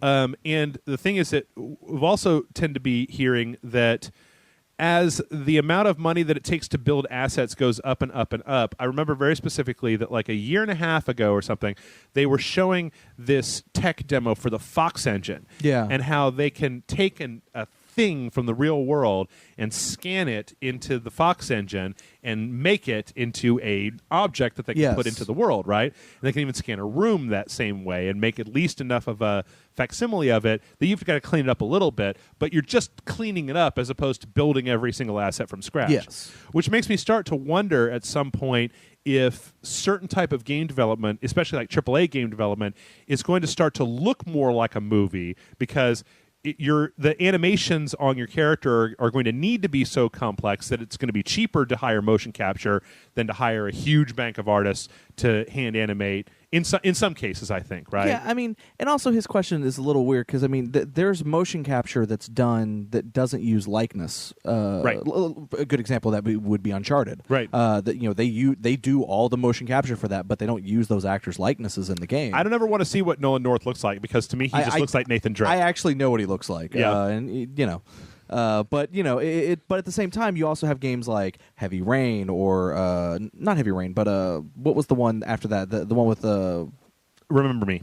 No, Beyond Two Souls. Beyond Two Souls, Yeah. where you have very high profile actors, their faces, and they're also And Willem Dafoe. Sorry.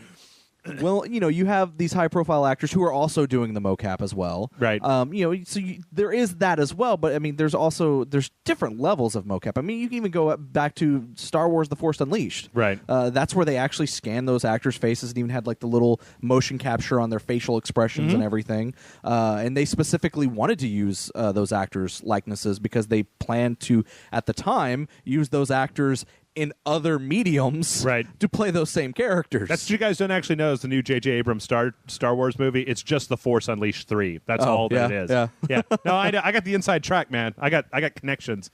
I don't know. I feel like I like it when like some of the facial expressions, some of the emotion stuff that you got off of a game like because The Last of Us, didn't the characters look a lot like they were modeled after the actors and actresses that were no, I guess not. No, they weren't. Naughty Dog doesn't usually do like they don't usually make their characters look like the people who are voicing them. Yeah, they come up with the design and then they find the voice that fits. I guess it's just if like I got no problem with having actors that look like actors, but if like Kevin Spacey and Willem Dafoe are in like 6 games that come out this year, then yes, I have a problem with that. But what I'm really more interested in is is the idea that I was trying to talk about before of like instead of building an environment, like if we're going to get to a point where it's cheaper to essentially build a set and scan it, right, rather than building an environment, or it's going to be cheaper to instead of making a character to actually take an existing actor, make them up.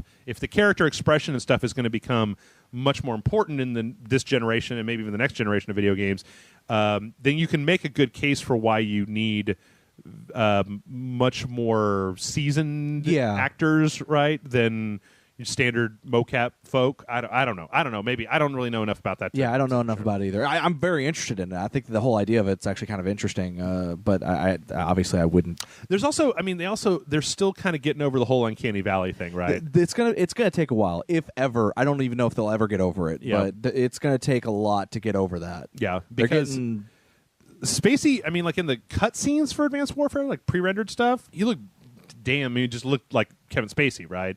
But in the in-game models, he got a little bit Deadeye thing going on. Yeah. And Beyond Two Souls, like I could kind of eventually forget that it was it, but there's just all those Quantic Dream games had kind of a weird feeling of stiffness, unreality, puppety kind of stuff to him, where like I felt more emotion from looking at it's Uncanny Valley, right? I felt more emotion looking at the facial expressions of a Team Fortress 2 character than I did from Willem Dafoe in Beyond Two Souls. Too real. Because it looked a little bit too real. Or but there was that one thing that was off. Yeah, your brain just starts recoiling in horror.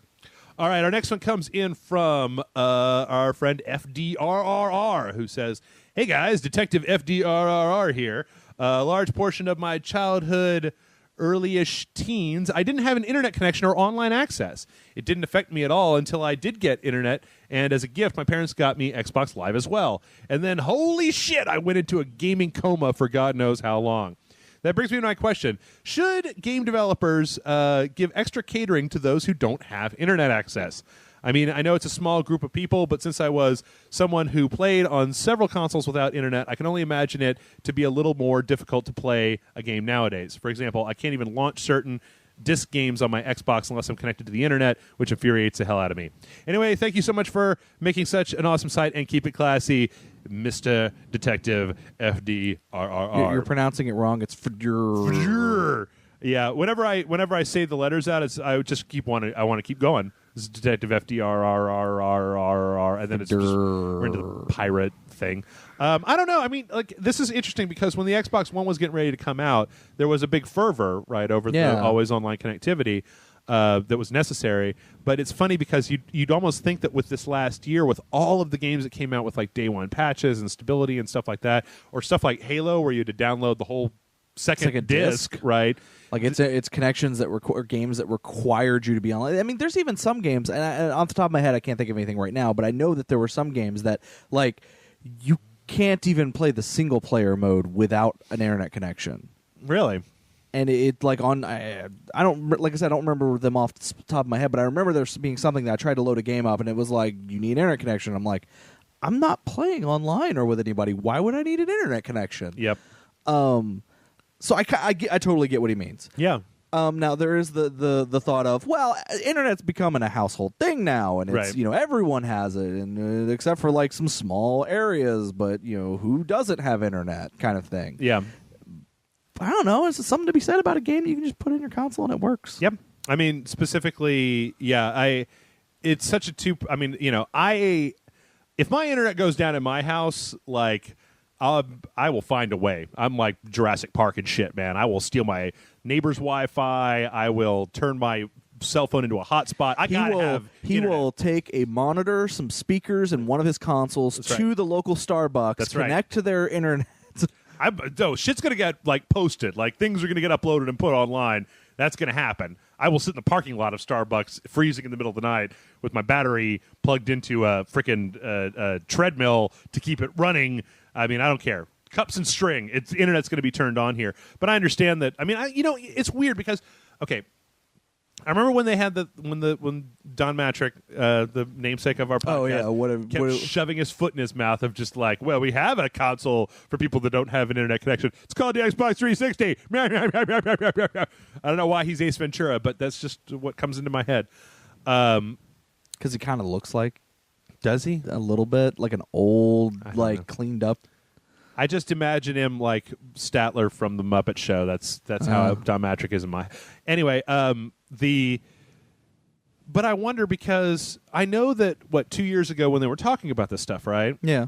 It was a big deal, and there were still a lot of people out there who were like, "Well, I don't have stable internet connectivity in my still the case neighborhood." I wonder if that is because it would seem like with all these huge patches and all these day one stuff that like there would be more fervor if that was the case, right? I mean, you'd see more people that were doing like petition.org documents about like, well, Bungie, you need to give us the option to buy the second disc of Halo Anniversary because I don't have an internet connection. Yeah, and I'm not going to say where I'm getting this information, but I know for a fact that there are rental companies that get a lot of complaints from people when they rent a game and they get it and they find out that suddenly that person's upset because it requires me to have an internet connection. I don't have an internet connection. Why did you rent me a game that doesn't have an internet connection? Yeah, or it requires that. It's like, well, because the notation is there. It says that on the box or on the whatever that it requires this.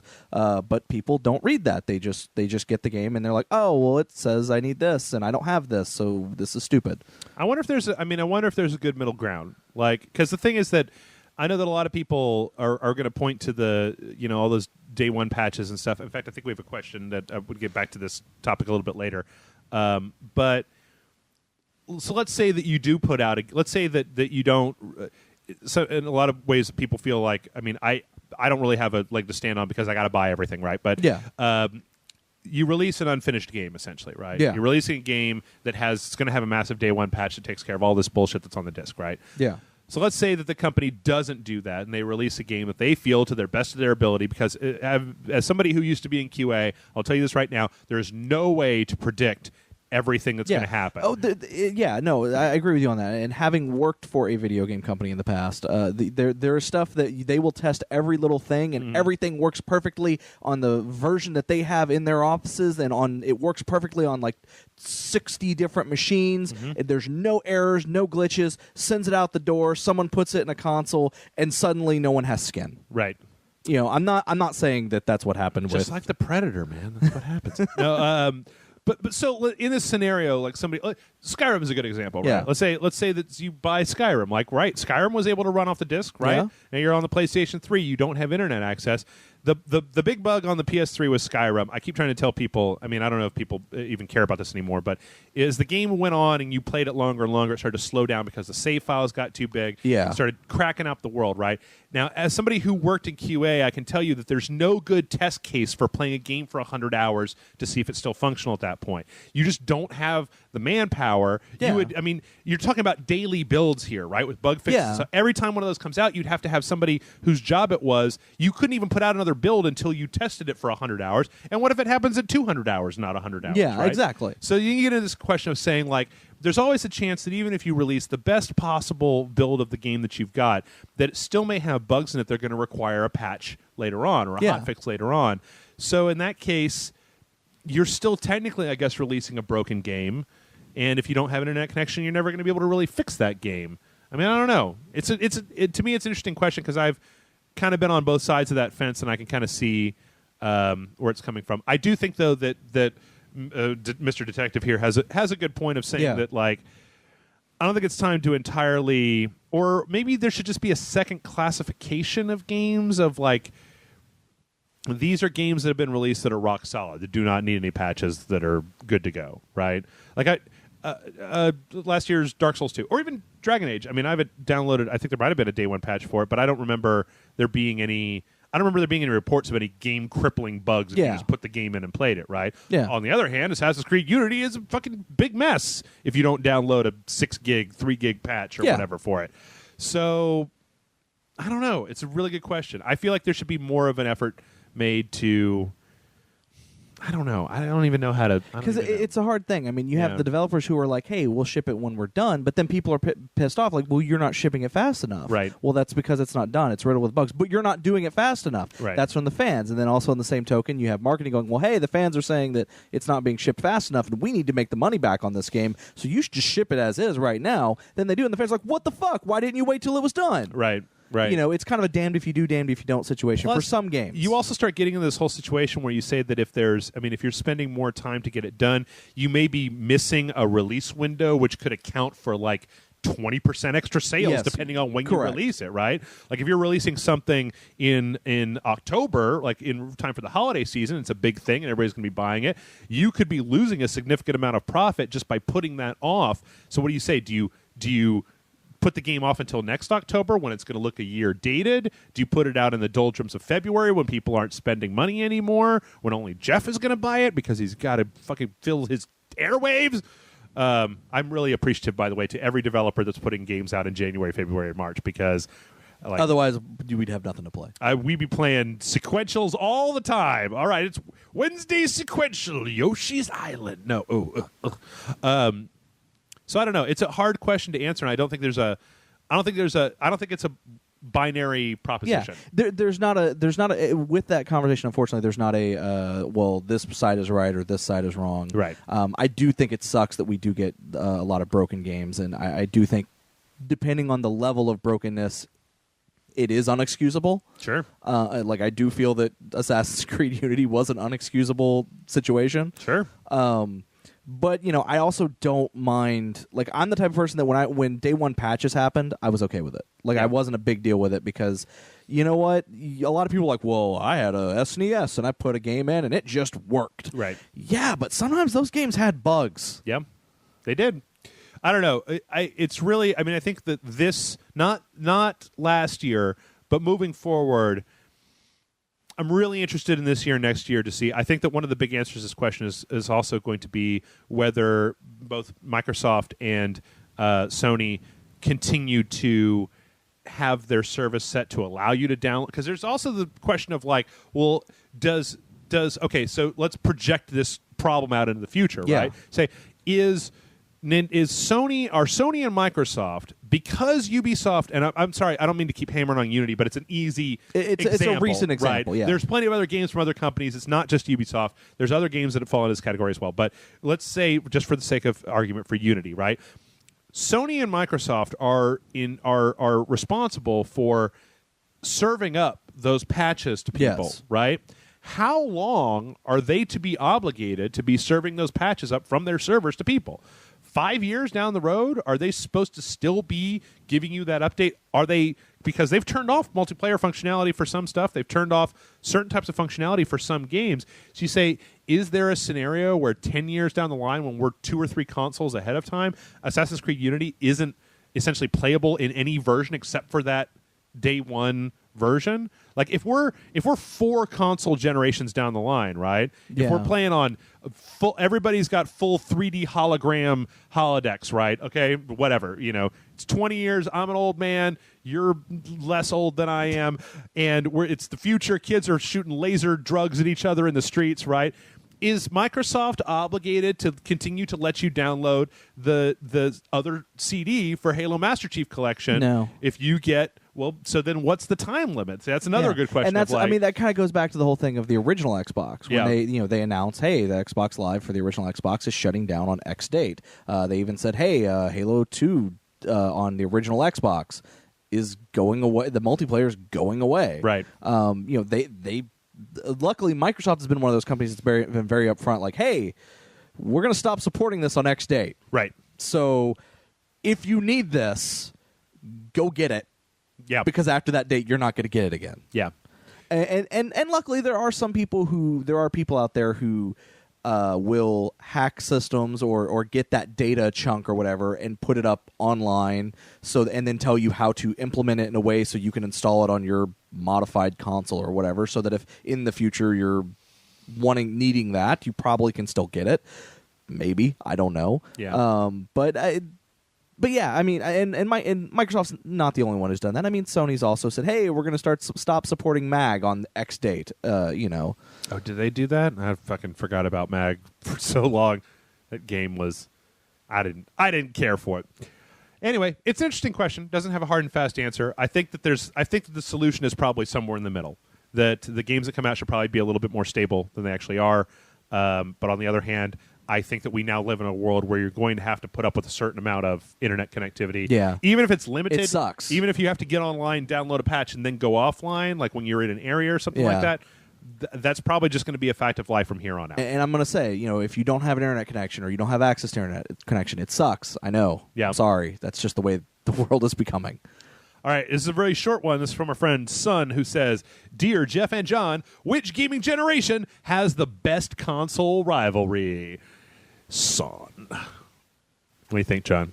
I got my answer already. Sega versus Nintendo. Damn right, Sega versus Nintendo. The classic, man. Because Sega does what Nintendo don't. I tell you what, I got to say that for all the advances that we've made in hardware and stuff, companies have gotten chicken shit about, like, going after each other, right? Like, they're obviously they don't like each other, right? Well, Sony sort of goes after Microsoft, and Microsoft sort of go, but they're usually like snide offhand comments in interviews. Right. I just want Reggie to come out and just be like, "Fuck both those assholes. We got this. Eat a dick, Nintendo dick." Like, or I don't know. Eat a Wiimote. Eat a Wiimote, bitch. No, I'm serious. Like, no, back in the Nintendo, Super Nintendo days, that was when that shit really started getting it. It was just like, yeah, blast processing. And then, actually, you know what? When I think about that rivalry, it was really just Sega, wasn't it? Yeah, it because really Nintendo was just sitting up there taking the high road. Like, I don't know, we got Nintendo's Mario. always taking the high road with that. If you guys want to play F-Zero, it's over here, and Sega's like, yeah, fuck those guys. We got Sonic. But then you also had Sony did it with like Smash Brand, Crash Bandicoot. Wow. I can't say that at was all. a hard one for you. Wow. Crash Bandicoot. Right. Yeah. I mean, I think that where they had the commercials with the mascot in front of the Nintendo offices yelling obscenities at them and like trying to challenge Mario to a race and it's like it seems like everyone attacked Nintendo back in those days. Yeah. I think the Sega Nintendo one, that for me is the best because I was old enough for it to be a thing. That was like when I was like 13 or something, right? So I was just old enough to kind of understand and I was just old enough to be stupid enough to be like, yeah, Nintendo, but then I had both anyway, so it didn't really. Well, I just knew that Sega was the superior product because of one key factor. There was no Nintendo channel at the time. Right. There was a Sega channel, and I had it. Yeah. That's all that mattered. You rich fuck. No, I was not rich. I just was lucky. Look, everybody knows that in that particular generation, Philips CDI was really where it was. Burn Cycle, come on. Nobody's beating Burn Cycle. Those Mario and Zelda games on the CDI. Oh, yeah. Hotel Mario. Yeah. And the terrible animated Link's Zelda. Adventure. Wow, those were shitty games. Yeah, no, I'm going to go with Sega Super Nintendo. I'd be interested to know. I wonder. I mean, I feel like the difference between that time was that you had companies going after each other, whereas in the Xbox 360, PlayStation 3 days, it was fans going after each other, which is significantly less. I mean, I'll tell you who gets second place for me is watching. Is every so often, EA will come out and try to talk shit about Call of Duty with Battlefield. Oh, yeah. And it is hilarious because, once again, like Nintendo, Activision doesn't fucking care. They're like, we have like the #1 rated video game, best-selling video game product. Did you see our NPD? We had the #1 and #10 games. Both of them were Call of Duty. Right. Yeah. Oh, yeah. Was Battlefield somewhere on that list? I don't remember. Nope. All right, next up, we've got one from... You guys need to start signing these things, or I'm just going to use the first name from the from line. So I'm just telling you that right now. JW. JW says, "Dear disciples of Dongacles, my question is in regards to pre-ordering games." Oh, you know what? This one kind of ties into what we were saying before, so there may be a little bit of overlap here. My question is in regards to pre-ordering games. Do you believe that pre-ordering games is affecting the gaming industry by allowing developers/publishers to release incomplete games or release games that aren't up to standards? With the issues surrounding the game states of titles like Battlefield 4, Destiny, Halo Master Chief, and Assassin's Creed Unity. Do you think the fact that these games had a ton of pre-orders allowed them to be released with all those problems since the developer/publisher knew people would buy the game, or in this case had already bought the game? Thank you, and all hail the Dong Lord. He says, I realize that some of the issues are a little vague, but I didn't want to have a novella-style question. It's just that I've noticed more and more games are super hyped, being released with a ton of problems, more that some of these issues could be due to the fact that the company has to meet a deadline. I don't see this as an excuse to release unfinished product. Okay, I'm trying to sum up here. Blah, blah, blah, blah, blah. Yep, that's pretty much the gist. I get what he's trying to say. He's asking, could pre-orders be part of the reason on why we're seeing unfinished games getting released? I think so. I think it's a factor. I think that if you've got a game that's got a million or that's got a huge amount of pre-orders, that probably means that the developer can just be like, well, we already have their money, right? You know, we already, to a certain extent, have a certain amount of guaranteed buy-through for this particular game. So, which is, I mean, I mostly picked this question because it's been a long time since I've been able to get on the air and go, stop pre-ordering things. There's no shortage of video games out there, right? But what if I digitally pre-order it a few days before it comes out so I can get the pre-order bonuses? That's probably bad idea as well. Why? Because the pre-order bonuses are never anything. They're never anything game breaking. It's not like if you pre-ordered Ashura's Wrath, they gave you the final chapter for free. It's horse armor, and I mean, it's all horse armor. It's all been horse armor, right? True. It's cosmetic skins, or it's some weapons that aren't going to mean shit when you get to the end game anyway, or that may even make the game experience worse because you just want to play it the way the developer intended instead of getting a. I'm just saying, I today bought the Saints Row Re-Elected plus Get Out of Hell edition digitally on my Xbox so that I could preload it. And so that I could get the 2 DLC for that and play it when it comes out on the 19th. Okay, that's different because Saints Row 4 is already out. Yeah. You know that you have enough information about Saints Row 4 to say this is pretty much a quality product, right? Yeah. I mean, it's been out in, like, what? It's been on so many Steam sales, I can't even count. I own it on my PC. It's free to play this weekend on Steam. But so that's one thing. But, like, when you think about... But, yeah, technically I pre-ordered and preloaded Get Out of Hell, which is an unknown commodity at this point. Again, though, I feel like with that one, you can make a pretty good assumption based on the level of quality that Saints Row 4 has shown you, right? That's different than... Like, I would never pre-order Bloodborne, even, okay. right? Yeah. Because, once again... sorry, when I say that, what I mean is that if I wasn't... Like, I'm going to go buy all these games when they come out, right? Yeah. But I would not pre-order a game unless there was a very, very specific reason. Now, people have gone in the comments for years to tell me why they pre-order games, and I understand. Like, some people want to just get the money out of their bank account so they can't. And spend that's it on actually other the stuff. reason why I've pre-ordered games in the past. Is like, you know what? I know when that game comes out, I'm going to be broke as shit. I have a surplus of money right now. Right. Fuck it, I'm going to go pay it off. Totally understand that. I'm probably going to pre-order Final Fantasy Type 0 because only the first run of it comes with a demo for $15, and I want to show that on the show. This is one of the only times that I want to lock in a game because you have to buy the physical version of it, I think. It's got to be the day one edition, and they're not printing that many of them, and then the second run is not going to have that demo. So that's like one case, yes. But for the most part, I don't like the idea of giving somebody money for a thing that you don't know whether it's going to be any good or not. Sure, and yeah, I agree with you on that completely. I mean, I don't pre-order every game that ever, like, usually it has to be a franchise or a game that I'm pretty confident is going to be good. Right. Even then, as Assassin's Creed Unity, again, because it's a more recent example, it has shown that's not always a good idea. Sure. But at the same time, it's kind of one of those things where it's like, there's really no reason to pre-order games really anymore. I mean, a lot of people say that, like, oh, you need to make sure that you can get it because because GameStop will only order so many copies. It's like, yeah, but Walmart, Best Buy, Target, all these other stores, they're going to order a shit ton, or maybe not a shit ton, but they're going to order enough that I can walk into a GameStop, and it's actually happened. I walked into a GameStop, and they're like, oh, I pre-ordered a game. And they're like, oh, we sold out. We actually didn't get all of our pre-orders of a game. And then I was like, well, I guess we'll go to Target and see if I can get it there. And they're like, no, I'm pretty sure Target's sold out. Walked across the street to Target, got the game, walked back over to GameStop, and went, yeah, I'm going to cancel my pre-order because I just bought it at Target. They had like 50 copies. Yeah. I mean, there's a few exceptions to that. Like I got into talking with somebody about Guilty Gear, Zerd, right? Yeah. Their Best Buy didn't have it the day it came out. Yeah. GameStop sold out of it really quickly, so I bought it. But see, that's the thing, is that now we even live in a world for a lot of games, especially, I mean, now even with the consoles, right, where even if you don't pre-order it and GameStop is out of it, and if you're going to go and spend $60 on it, you can buy it digitally. Yeah. And I mean, like, I know that some people, the conversation I got into one of the fans on the website is that they want to have the disc always and forever.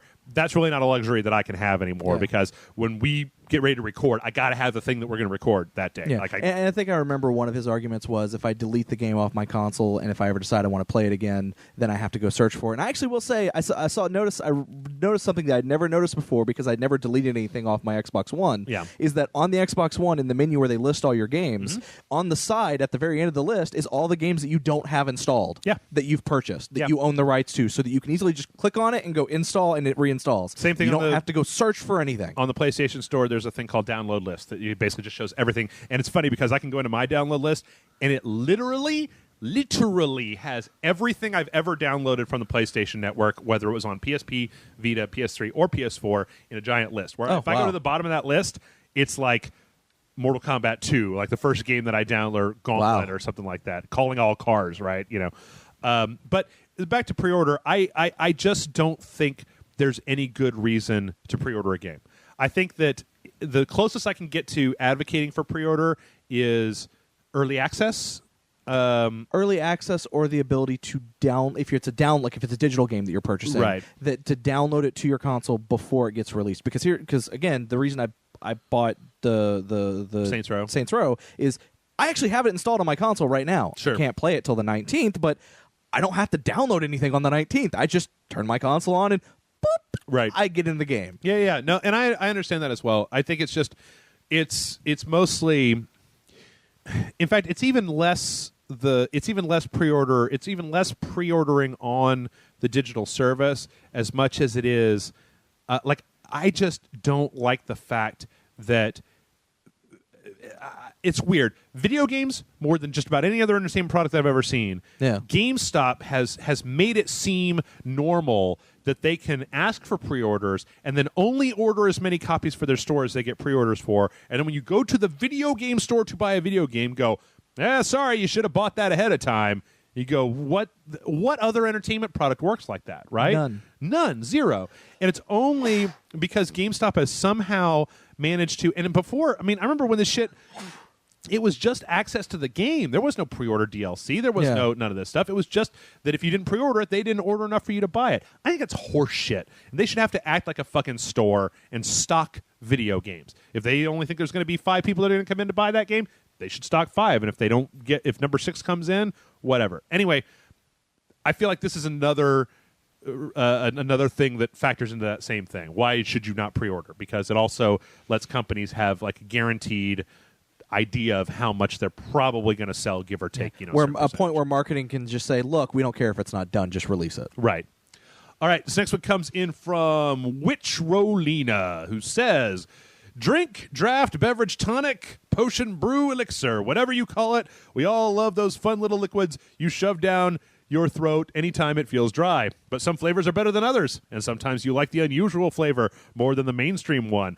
What drinks can you think of where you like one of the alternate flavors more than the original or popular flavor? For me, I'm going to say Mountain Dew. I'm not a big fan of your standard flavor of Dew, but I love me some Voltage. And anytime I go to Taco Bell, I get to experience that wonderful bliss that is Baja Blast. Baja Blast. But as for the original flavor, meh. Anywho, with that, I'll leave you guys to discuss the question. As a fantasy archetype, I'm afraid I must owe my allegiance with the old gods as opposed to the new. As such, may your hits land critically and your loot be rare, for the RNG goddess watches over all of us. I don't know what that means. Your friendly local arcane witch Rolina. So this is a John question, because I drink like 4 things. Water, coffee, beer. Done. So 3 things. Yes. You're also not good at the math. Iced tea. Iced tea? Number 4. Yeah. I'll put that in there. I don't know. I drink a little bit of... I drink a lot of Dr. Pepper. I'm going to be honest. I probably drink more Dr. Pepper than is healthy. Yeah. If I actually but it's made by a doctor, John. Yeah, I am 90. Like I have people who have seen me drink Dr. Pepper and have actually asked me, it's like, how many kidney stones have you passed? And I'm like, none. How is that possible? Yeah, I got a friend who passed a whole bunch of them. Yeah, so I mean, and it's just, and I'm sure it's going to happen eventually. And I try to cut down, and then I end up not cutting down at all. Yep. I mean, I drink water. Obviously, I drink. I do like Baja Blast, Mountain Dew Baja Blast. It's actually really good. in the sodas, what do you think your off brand soda or off the beaten path? Like, do you like the cherry vanilla Dr. Pepper? No. I just like plain Dr. Pepper. I mean, Okay. I'm just and I guess that's also kind of a Mr. weird. Pibb? I don't like Mr. Pibb. Okay. A lot of people say Mr. Pibb and Dr. Pepper taste the same. No, it doesn't. Yeah, it really does not. And you can go fuck yourself if you think it does. A lot of people say that Dasani and Aquafina taste the same, but they don't, because I'm a water connoisseur. We have apparently. a local people that make a thing called Doppelganger, which is basically a Dr. Pepper clone. It's with cane sugar. Right. It doesn't taste anything like Dr. Pepper, but it's good. I like it. What about Dublin Dr. Pepper? Dublin Dr. Peppers? That actually tastes. That is actually Dr. Pepper with cane sugar, but right. Or at least it was at the time. Yeah. Before it got bought back by the Dr. Pepper company. I forgot those motherfuckers did that. Those motherfuckers. So that's actually the reason that Doppelganger exists, is because that happened. Nah. And because it was a local brewing company or whatever that makes sodas. I don't know. Like, I used to be a really big fan of Jolt Cola. Yep. They still make Jolt? No, or sort of limited, mostly in Europe or something like that. I don't know. Mm-hmm. You can find them online for like really expensive bottles, but I really like Jolt, and I kind of like their black cherry Jolt, which is the only time I've ever liked anything black cherry. Okay. In soda form. But yeah, I mean, I don't know. Like, I was really sad when my local gas station stopped selling those. I could say that, okay, so back a million years ago when I had a regular day job, when I worked at the tech support companies, I think it was Dell, I used to go in there every morning, and I was always like almost late for work every day. But I would always get one of those Mountain Dew Code Reds. Yeah, Code Red. And that was when they were new, I think, as opposed to now when it's just like standard. I don't know. And the what's the crazy the grape one that looks like Inky Death, Blackout or something like that. That one's pretty good. I mean, at a certain point, it all starts to just taste like sugar. Oh, I can tell you this. I do drink Gatorade when I need to get over my hangovers. Fierce Melon is the best Gatorade. God damn, I love Fierce Melon. While I don't drink it because I don't like the taste, I've been told the Gatorade cucumber one I've had that. Is if you like cucumbers, that it's like the fucking bomb, but I don't like cucumbers, so I do, and I don't like it. I'll go with let's see. Also, Fierce Grape is good as well. There was an old soda called OK Soda that they made back in the 90s. I love it. It was different flavors in every can. There was like 4 or 5 different flavors, and you could never tell which flavor you were going to get. It just came in a can. Love that shit. Used to have a T-shirt. Can't find it anymore. And then what's that brand of the?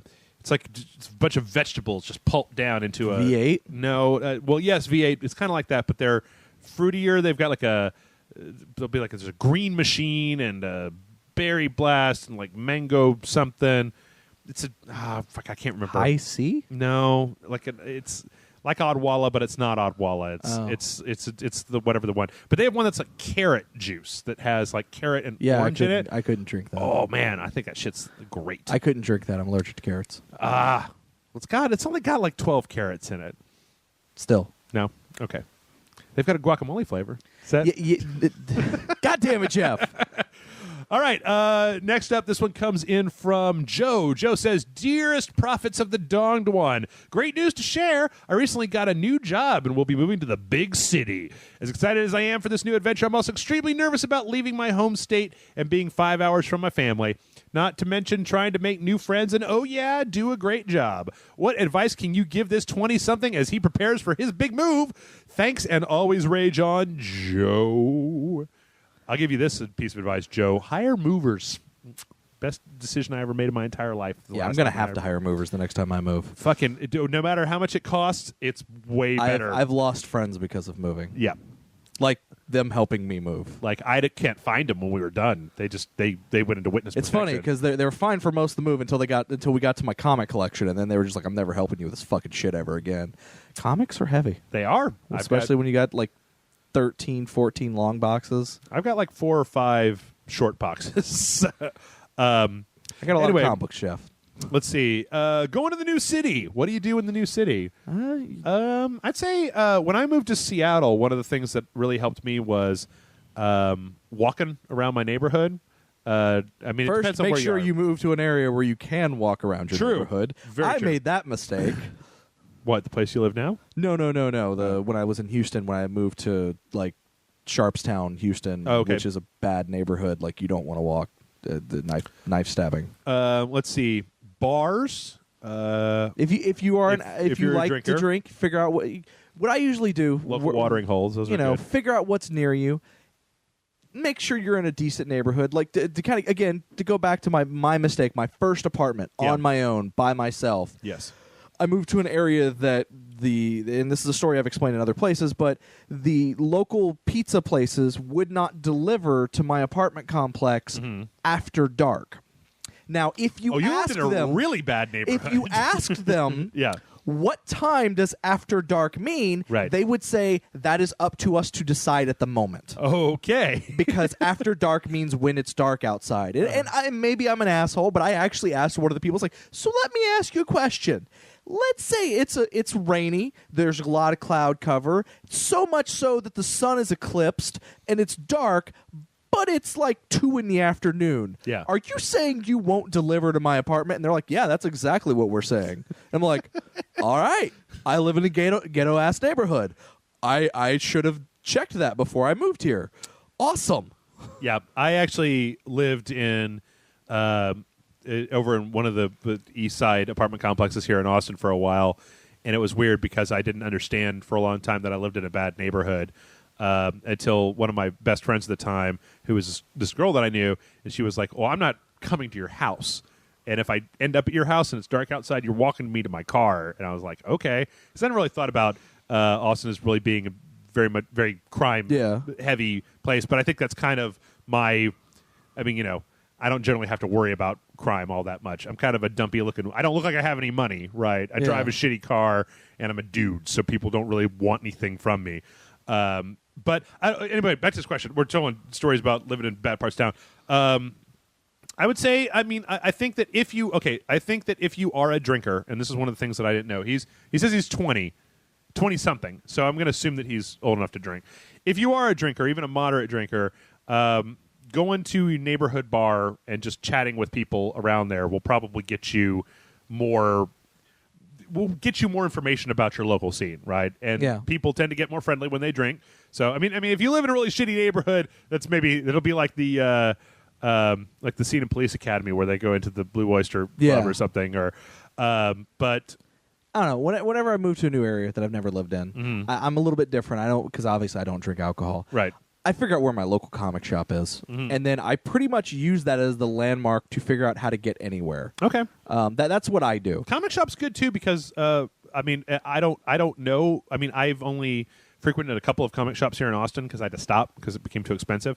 But I can say that the people at the comic book store have never seemed like they aren't willing to sit there and chat with you, right? Yeah. That they're willing to have conversations with you. I'd say probably the biggest thing is just try to find places that aren't chains, that are places where you can talk to people and then talk to people and you can get a lay of the land of where you are. Also, Yelp. Yelp's good. Yeah, Yelp's pretty good. All right. Good luck, Joe. I'm trying to decide. I don't think we actually answered your question helpfully. What advice can you give a 20-something as he prepares for his big move? Move someplace to hire movers. Hire movers. Don't move into the cheapest place that you can find. Walk around and be sociable with people on the ground. Yeah. I don't know. That's about all I got. All right, let's see what we got here. Get to know your area. How much time we got left? I'm going to have a few more minutes here. Let's see. Okay, this is a fast one because it doesn't involve a lot of discussion answer. All right, this one comes in from another Joseph. Joseph says, praise be to your father, Jeff and John. And is that like word to your mother? Praise be to your father. And praise be to Don Cleese, who loved the world that he gave his only son, Don Mattrick, to suffer the torment of circumcision and castration in order to save all our dogs from the fires of gonorrhea and chlamydia. Okay. So this is a very specific question. My question involves the future of Rage Select, specifically something you and Jason were hyping up for Sequential Saturday. A while ago, you were boasting about this amazing thing you two had in store for Sequential Saturday, and that none of us could even hope to prepare for what was on the horizon. It seems now that Jason has left Rage Select, this project has been put on hold indefinitely, and you don't seem to talk about it anymore. Do you still plan to unveil this project at a later time? Or has it been canceled? And if it's the latter, can you please share with us what this project was and why it was going to be so amazing and what it could mean and what it could have meant for Rage Slide? I think you owe it to us as fans since you've been building it up for so long, only to stop talking about it entirely. Thanks, and may the Dawn Lord forever grace you with his fertile juices. Your fan, Joseph. The fans never forget. They don't. They're like elephants. So here's the thing. I'm going to let the comment section come down on this issue, right? Okay. I will tell you guys what this was going to be, but there is always the offhand chance that this project may someday come out of mothballs and go into being a thing, but I want it to be a surprise. So the thing is that if I say what it is, that's probably just going to kill the idea of it happening entirely. Yeah. So this is a question. This is a life. This is going to test your moral fortitude, right? Do you want to know and therefore destroy any chance of having this happen, or would you like to keep wondering, and maybe it'll happen someday? Maybe. Can't say for sure. This is the question. I know that this is totally arbitrary, that I could tell them and then do it. Well, I also think that part of the problem is, and this is just me, maybe it's just me because I know you guys and I know some of the and I kind of think I have an idea of which thing they're talking about. Yeah. Sometimes I feel like that the fans are overhyping this to themselves a little bit too much, and making because it wasn't. I don't ever think it was something that was ever meant to change the face of Rage Select as we know it. It was just going to be a fun and awesome thing that you guys were going to do that I actually wanted to see. Yeah. And again, I'm not going to say what it was unless you do first. But it was just I thought it was cool, and I was like, oh man, I can't wait till you guys do that, and I kind of hope that someday you guys do it. But if you don't, it's not something that's a huge loss. It's a good idea, and I think it would be really fun, and I think that it's just one of those things where, I don't want to just let the cat out of the bag now, right? Because it was a good idea, and if we say it to people ahead of time, it just won't be as much impact when it happens. So, or if it ever happens. But then there's also a kind of low chance it'll happen. So I'm going to leave it to you guys in the comments. You can comment and let me know what you think either way. All right. This next one comes in and says... Oh, this is a good one. This is from Jacob. Jacob says, Dear Jeff and John, greetings from the rolling hills and crappy weather of Wales. I'm a listener from the dark ages, but a first-time questioner, so apologies. I've never been that much into reading. It was something I was encouraged to do as a kid, but it never really stuck. However, I've decided as a 20-year-old to give it another shot.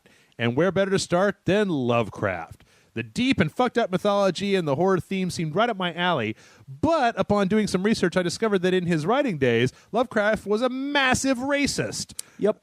This has made it impossible for me personally to enjoy his work, as there's that constant niggle at the back of my head that it's the same reason I can't enjoy a Mel Gibson film anymore. So my question to you, disciples of the Pigeon, is this: do the leanings of the artist affect your enjoyment of an art, be it video game, film, music, books, etc.? And should it? Would you still love Metal Gear if it was written by Nancy Grace, for example? That would be a weird-ass game. P.S. How many of your listeners do you think know of Booty Butt Crack and Garfieldius? Keep up the amazing work. We're all appreciative of your hard work, Jeff, and many of us will continue to support you. From Jacob. To answer his second questions, I'm pretty sure that I think the number is changing. I think that there's been, I'm looking, the hits on our videos are down, but the thing is that we've got such a loyal core base that the Patreon stuff means that we don't have to really get all bent out of shape if we lose some hits there. But I'm hoping that, as time goes on, that we're managing to get some new folks. I've had some folks comment saying hey, I'm new here. What's up? Anyway. Welcome, new people. Welcome, new people, yes. So what do you think? This is something that I've thought about. I've really kind of been on and off about for a long time, right? Yeah, there's a part of me that wants to say if it's something that's good. Yeah. I can look at entertainment-wise. If I'm entertained by something, I can I can separate the man from the art. Right. And go, I really like this art, but man, that dude is a dickweed or loser or Roman Polanski is a great example. Roman of this, Polanski right? is a very good one. You know, or even while I don't know the full scale of everything that's been talked about and what's going on with it, more recently the big hubbub, Bill Cosby. Yeah. Even with our Dance Central episode, or Just Dance episode. Yes. But Bill Cosby, the whole thing going on with him, like, should people still go to his comedy shows and clap and give him standing ovations when he does his comedy thing, right? Or watch his movies, movies, at this point, should you even watch any of his old movies? I mean, should you watch Leonard Part 6, knowing that there's some potentially nefarious shit that could have been going down? I mean, I try to hope that if I go back and watch Ghost Dad, my opinion of that movie will remain unchanged. That's just me, though. But there's a part of me that's like, you know what? I separate the man from the art. Yeah. I don't care if this person was a really huge fucking racist or whatever, but if the writing is good, I can enjoy it. But then there's the part of me that reads it that looks at it and goes, no, I can't ever look at that ever again because of that guy's a fucking... Well, it's interesting, too, because, I mean, of Lovecraft... Terrible person. I mean, when was he writing? Let's find out. Yeah, well, that's very much a product, almost a product of the time. And again, I don't want to think of it, me saying that as an apologist reaction or anything like that. But I also kind of look at it all. It also is, does that opinion? Actually, I think I got a really good example. Born 1890. I mean, that was. I mean, I've been listening to this. I've been listening to the podcast that's talking about cultural Darwinism was big in the late 1800s, and you had. I mean, there was just kind of a weird undercurrent of weird classism, racism that was out there. I don't know. I got an actually really good example. Okay, this is actually it fits with Lovecraft. Right. Orson Scott Card. Yep. Dude is fucking out there with some of his opinions on gay rights and things like that. Yep. He has said some deplorable things. Sure. I still enjoy some of the stuff he's written. Sure. I still like I actually got to see a writing seminar that he did. Yeah. That was really influential on me. Not on his opinion, because again, those opinions that he talked about had no bearing on the stuff that he was telling us about. Sure. And if that's the case, I can look at it and go, okay, this now if Orson Scott Card were to write a book where a guy goes around murdering gay people because they're gay, or not saying that he has done that, or but like if he made a science fiction book about patriotic groups seceding from the United States and trying to overthrow them. Oh, yes. Wait, he totally did. Yeah, I mean, like, but like I said, it's one of those things where it's like, if I can read it and I'm not getting his anti-gay agenda in the book or whatever. Sure. If I'm not seeing that terrible, deplorable thing that makes them a terrible human being right. in what I'm reading or enjoying, I can dismiss it.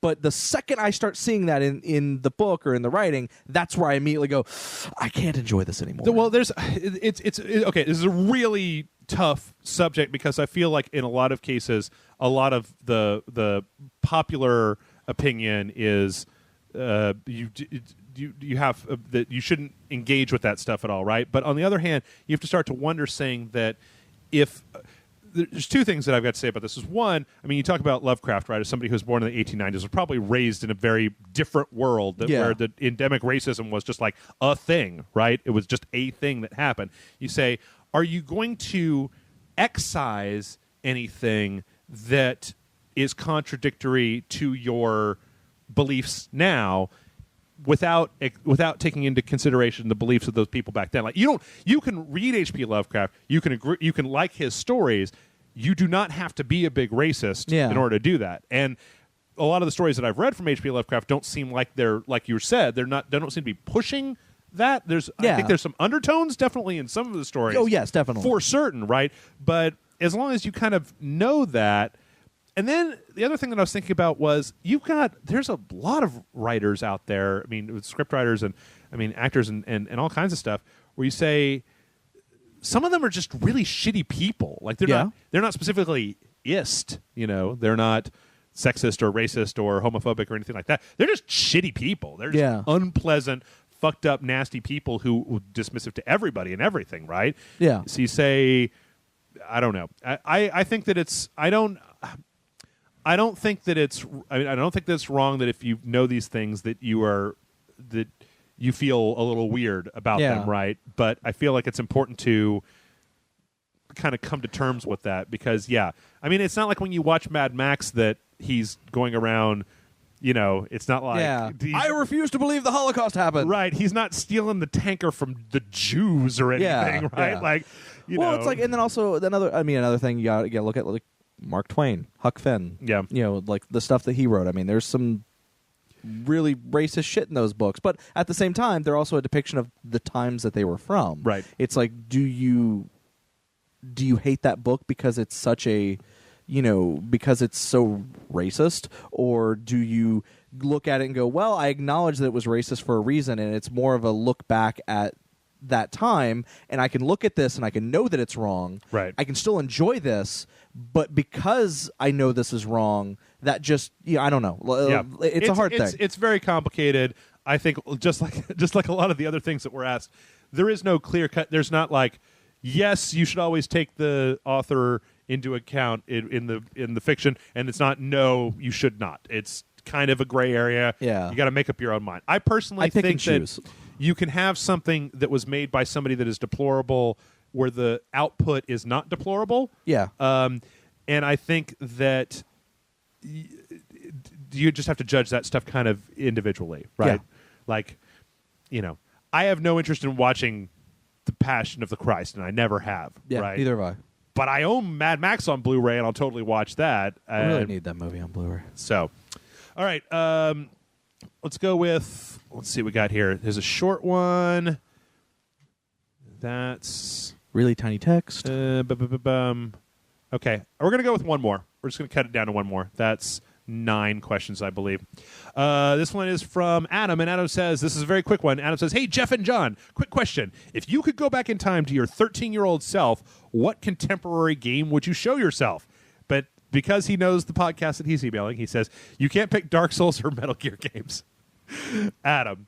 Thanks, Adam. Thanks. That's cool, Adam. I wasn't going to show I don't think I would show. I don't think 13-year-old me is ready for. Well, 13-year-old me. First of all, 13-year-old me was already playing Metal Gear because Metal Gear 1 was out on the NES by that point. I'm just trying to think of what type of person like would I be? What game would I show myself? Like, in all honesty, I'm going to be honest. I wouldn't like show myself something to be like, hey, look at this awesome game that you never thought existed is going to exist. It would more be like, hey, you know that thing that you hate? It gets better, or like, hey, that game franchise that you're not really enjoying right now, here's a better example, or here's something that does it right, Right. I'd probably show them like Brutal Legend or something. Yeah, I think that. I mean, I would probably pick Grand Theft Auto 5. That game would be so impressive to somebody coming from. Because let's see, when I was 10, first NES when I was 10, when I was 13. I think that might have been around the Super Nintendo era, right? To take something like Grand Theft Auto 5 and go, look at this. Look at this. Because at that time, even open world gaming wasn't even a thing, right? Like, we take that shit for granted already, the idea that you can wander around a whole city, jump into a car, and drive places. There's plenty of games that are like that. Fuck it. I say let's go show them Saints Row 4. Or that. Yeah, I'll pick Saints either Row one. 4. I'll pick either one. Look at all the crazy fun we're having. Yeah. Look at these superpowers. And then 13-year-old me would be like, but how do you use these analog sticks? These are hard to use, because I hadn't yet cracked the code on using a controller for everything. Or there were no analog sticks at the time. And with that, we're going to go ahead and we're going to finish up. Let's see. If you would like your question answered, send it into mail@rageselect.com. That is mail@rageselect.com. Please do not send anything to the admin account. Hope you guys enjoyed Sunday streaming this week. I still don't know what it's going to be. And come back tomorrow to watch me get motion sick or not, depending on how you feel. And we'll be back with you next week for another podcast. We're going to go get some guacamole. No. Come on, John. No. Come on. Shit's nasty.